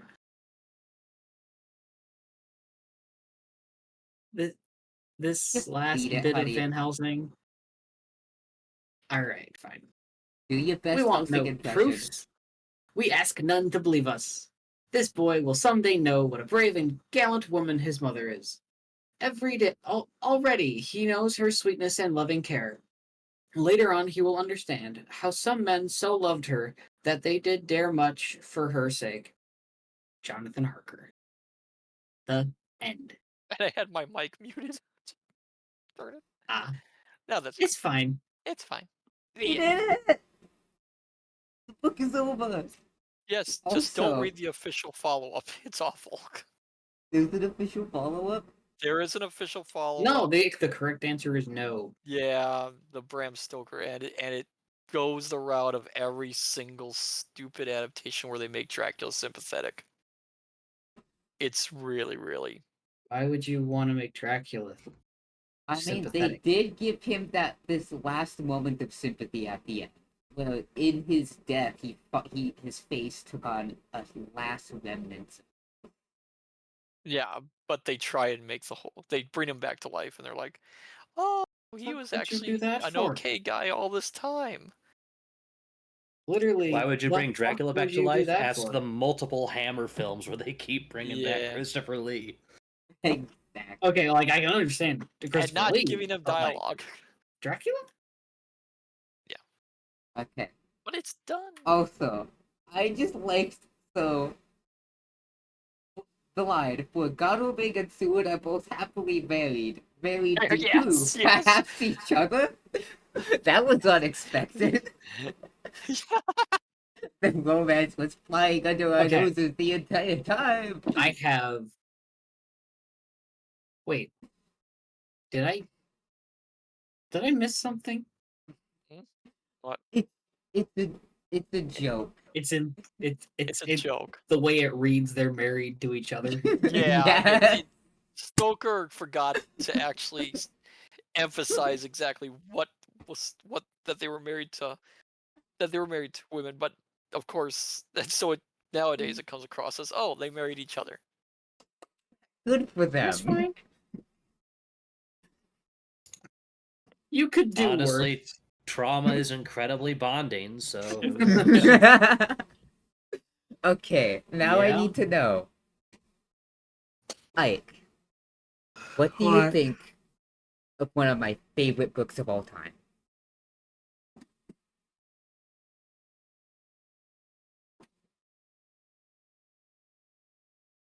It's a good question. I don't. Am I gonna reread it? Probably not. Was You are it gonna a bad read? No. It caught my attention at times, like near the end where I was trying to read ahead and I had to keep looking away from my screen and listen. Mhm. Uh yeah. It's not bad, okay? It's not bad. It's I not bad. This means I can go back to falling asleep to the audiobook. Yeah. I don't have to avoid it anymore. So what's the next Yeah. book we're gonna all read together then? Ha ha ha ha. The Wandering Inn. What? No. What? No. I No. don't think we can do Honey, that. first of all, that's not in the public domain. Second of all, that is too many goddamn words.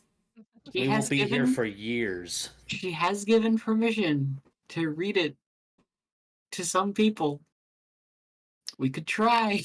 Not that You long. do that on your Look, own. I am It's only actually wait, how many words is it? 14 million now? Oh, 14 and a half? 14 million Why? words. And For- still growing. And still growing at like Exactly. 50,000 words a week. Listen, How long is this book? exactly. How long I is don't know. Dracula? How long is Dracula? How Let's many find words? out. Stoker's Dracula.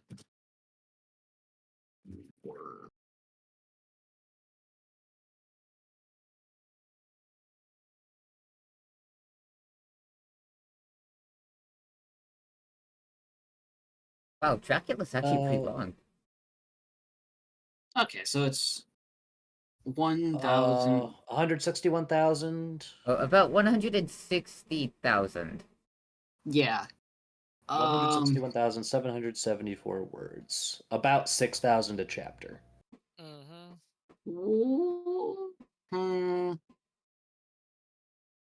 So, no.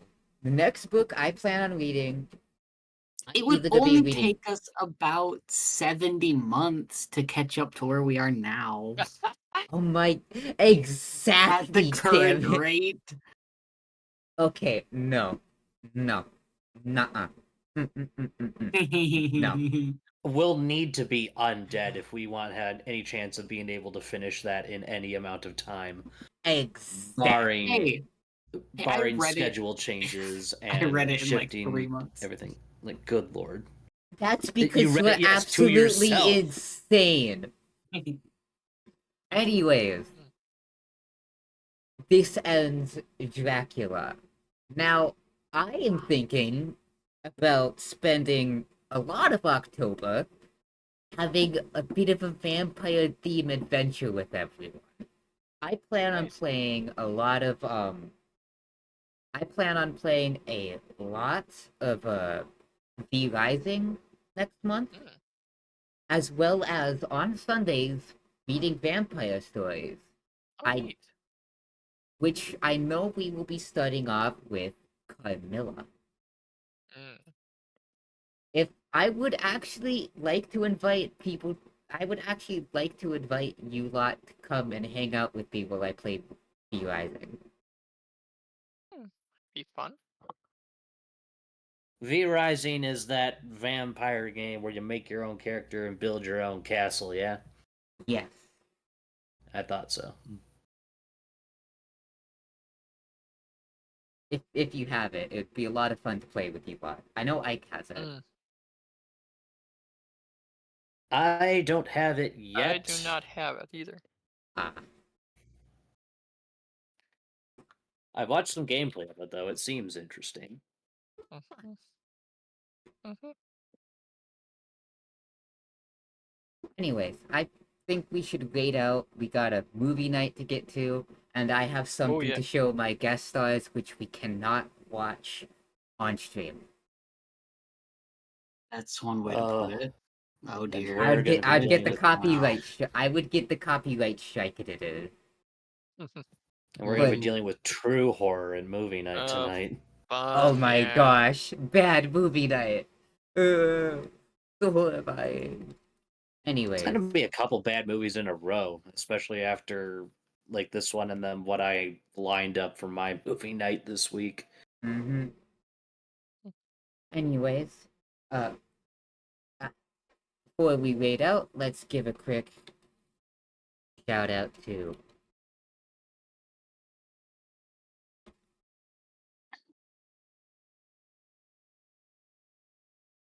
Oh, and she's not here with us, but big thank you to Lorelei Sylvanas for being here in the earlier chapters and reading for Lucy. Yep, She did that an was amazing, very She was amazing important. job. great. She was great. Do you each have anything planned that is upcoming? Stuff and things. Definitely. Stuff and things. Stuff and things. I am, well, other than finishing off Robin Hood next week and still doing puzzle games, October I am hoping to do a whole lot of short story readings. Ooh. I haven't decided all the authors, but they're all gonna be horror authors.